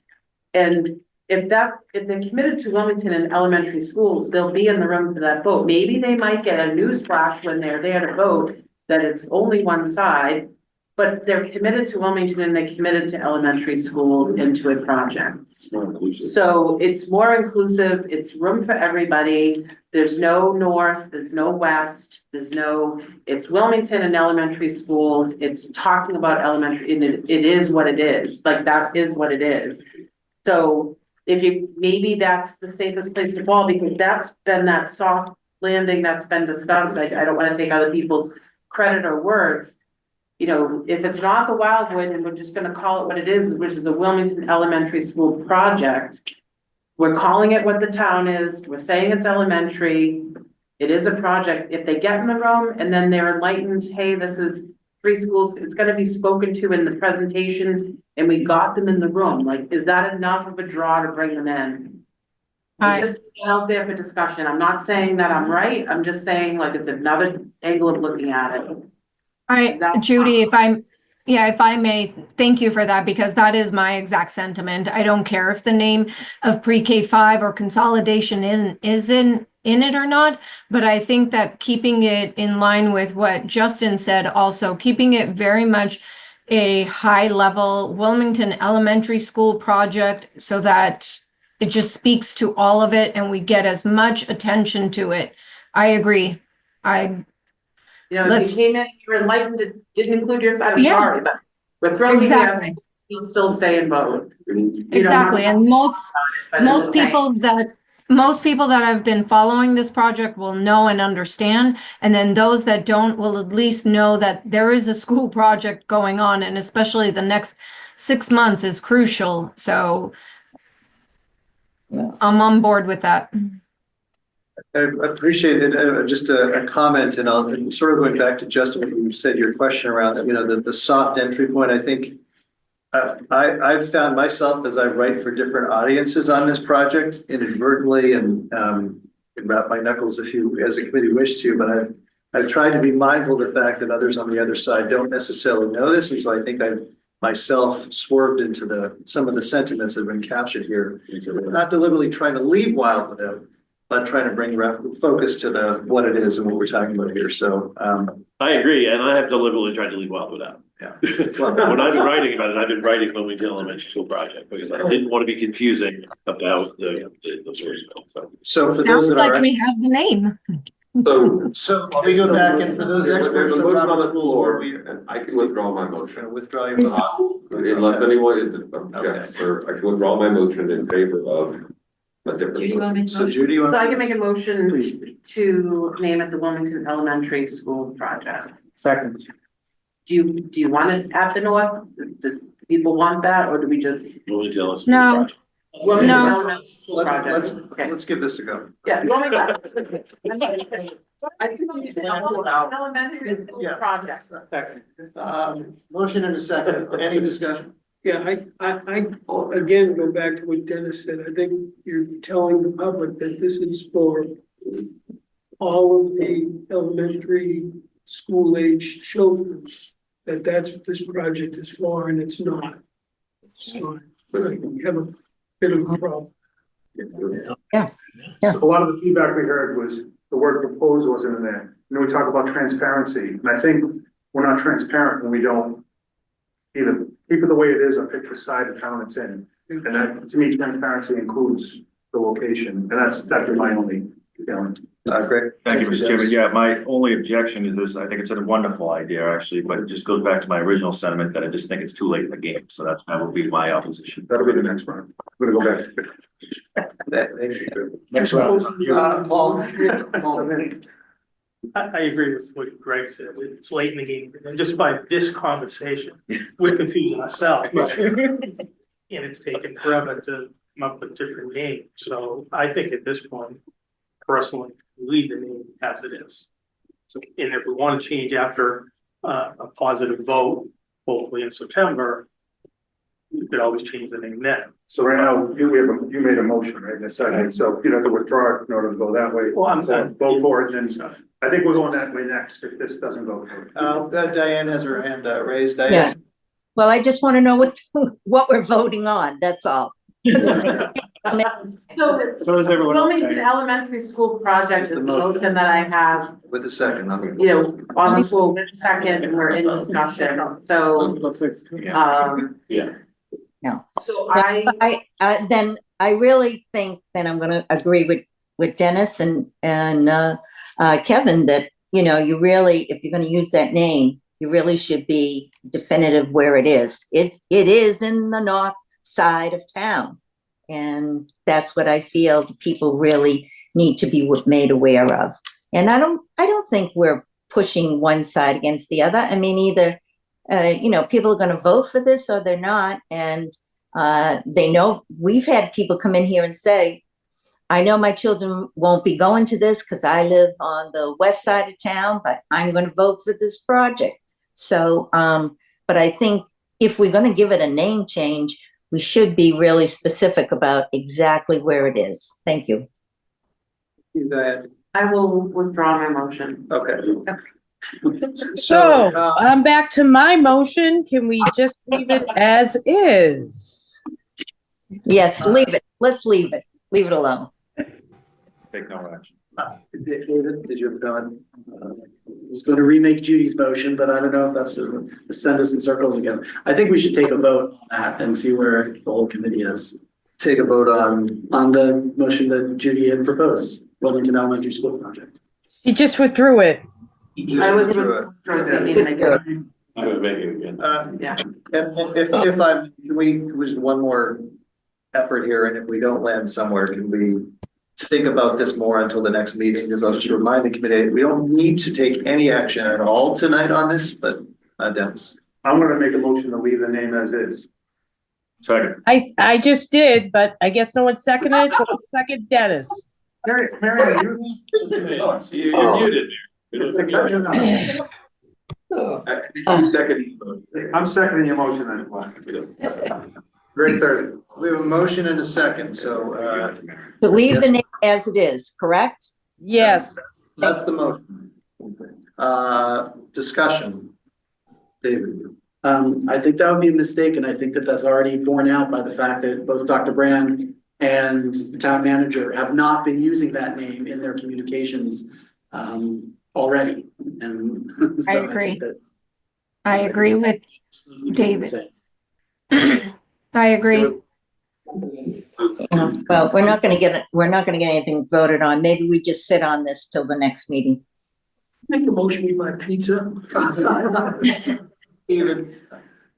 A practical question, if we leave the name as is, would the outward facing communication change from what we are currently experiencing? I don't know. No, I think you're gonna see more of the same. So it just kind of happens without having it. Okay, thank you. So from a technical standpoint, we have a motion and a second still.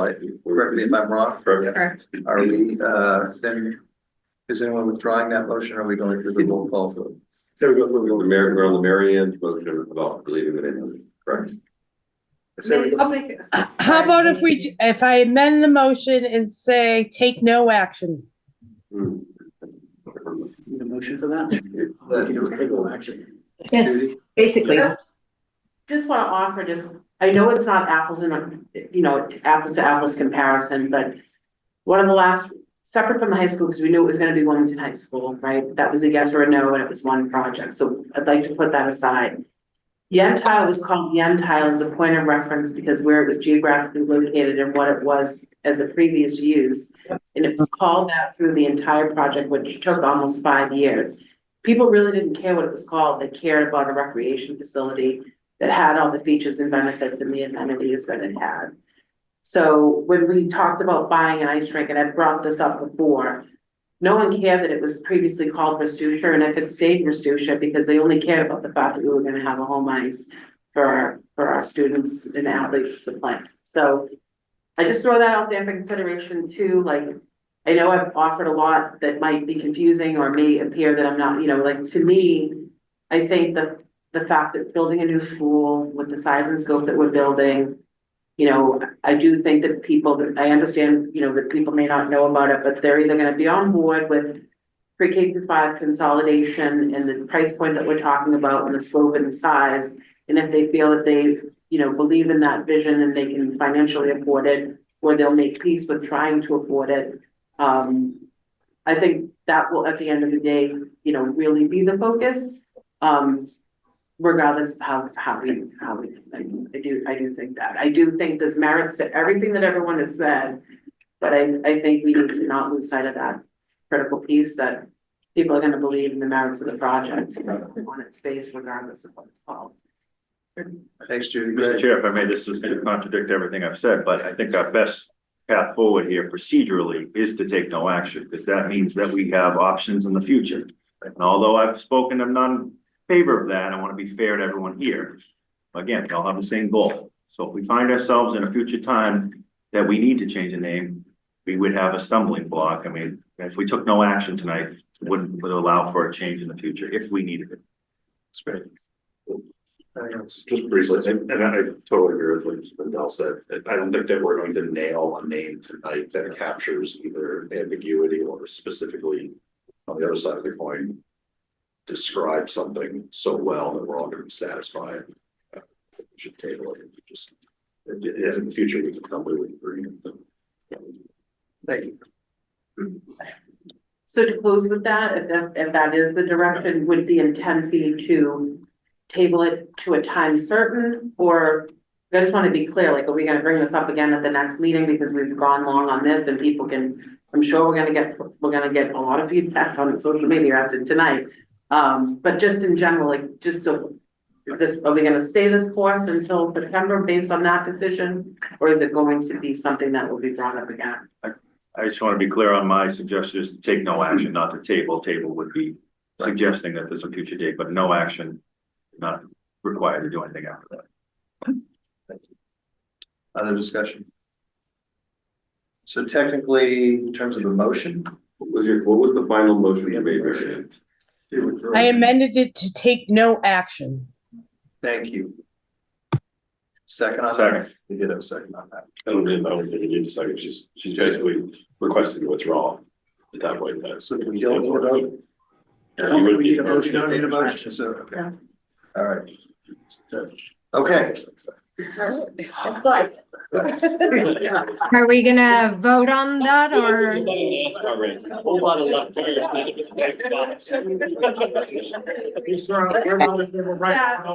you guys are used to it. The good news is that Fontaine did say. Do we need to vote on the motion of take no action or? No, We it's not a do. motion. No? Okay. Okay, sounds great. Didn't Kevin offer to buy us all pizza? He said beer. Saying that motion was Is that a second? The third item is, under discussion, correspondence, two items is review and approve schedule updates. We have a calendar on that was circulated in my packet. We have a few definite meeting dates upcoming, but also certain ones that are uncertain at the time. So Ronnie or Julie, you want to take us through? Yeah, so there's a few on here, the abutters meeting, Judy mentioned that earlier about getting that on the calendar sometime in May. We don't want the abutters to think that we aren't going to circle back with all of their questions. The meeting date that's scheduled on here, potentially, because it's italicized, is for Tuesday, May 20th, but Dr. Brand let us know that there's a National Honor Society meeting that evening, so he's asking for us to take another look at that. So my recommendation for this evening is for us to relook at that date of May 20th and maybe combine that with the June 2nd date. So for this evening, I would recommend that we do not take action on this and we revise it and look at it again next month. Okay. Question. There was also going to be potentially a meeting on the 25th, 26th of June. It says TBD next to it, yep. So. So there was nothing further than needed tonight on this, right? Nothing further. So like, okay. Committee, unless there's any other new items tonight. No. Committee questions is item number 6 on our agenda. Anything that we did not discuss? I just wanted to add great discussion on the day. I just wanted to make sure moving forward that we're clear, is the shade of blue on the scissor lift, Dennis, like? I'd like some flames on this. Good. Public comment is item number 7 on our agenda tonight. No members of the public here in person. Is there anyone online that's joining us? There is none. Okay. Next meeting for this committee is scheduled on Monday, March the 31st. That is a typo of 2024, obviously it's 2025. That follows the community forum number 6 on Monday. Unless there's anything further, looking for a motion to adjourn. So moved. So moved. Second, roll call, please. Diane Allen, Yes. Greg Bendel, Yes. Kate Bissell, Yes. Dr. Brand, Yes. Kevin Kyra, Yes. Michael Camosio, Yes. Justin Couche, Yes. Mary Ann Galezzo. Mary Ann? Yes. Yes. Okay, thank you. Christine Holleran, Yes. John Holloway, Yes. Dennis Kelly, Yes. Paul Melorani, Oh, sorry, he's out now. Yes. Craig Minor, Yeah. Judy O'Connell, Yeah. David Ragsdale, Yes. Paul Ruggiero, Yes. Stacy Scott, Yes. Eric Schlegel. Yeah. Stephen Turner. Yep. And myself. Thank you, everyone. Have a great night. Thank you. Good night.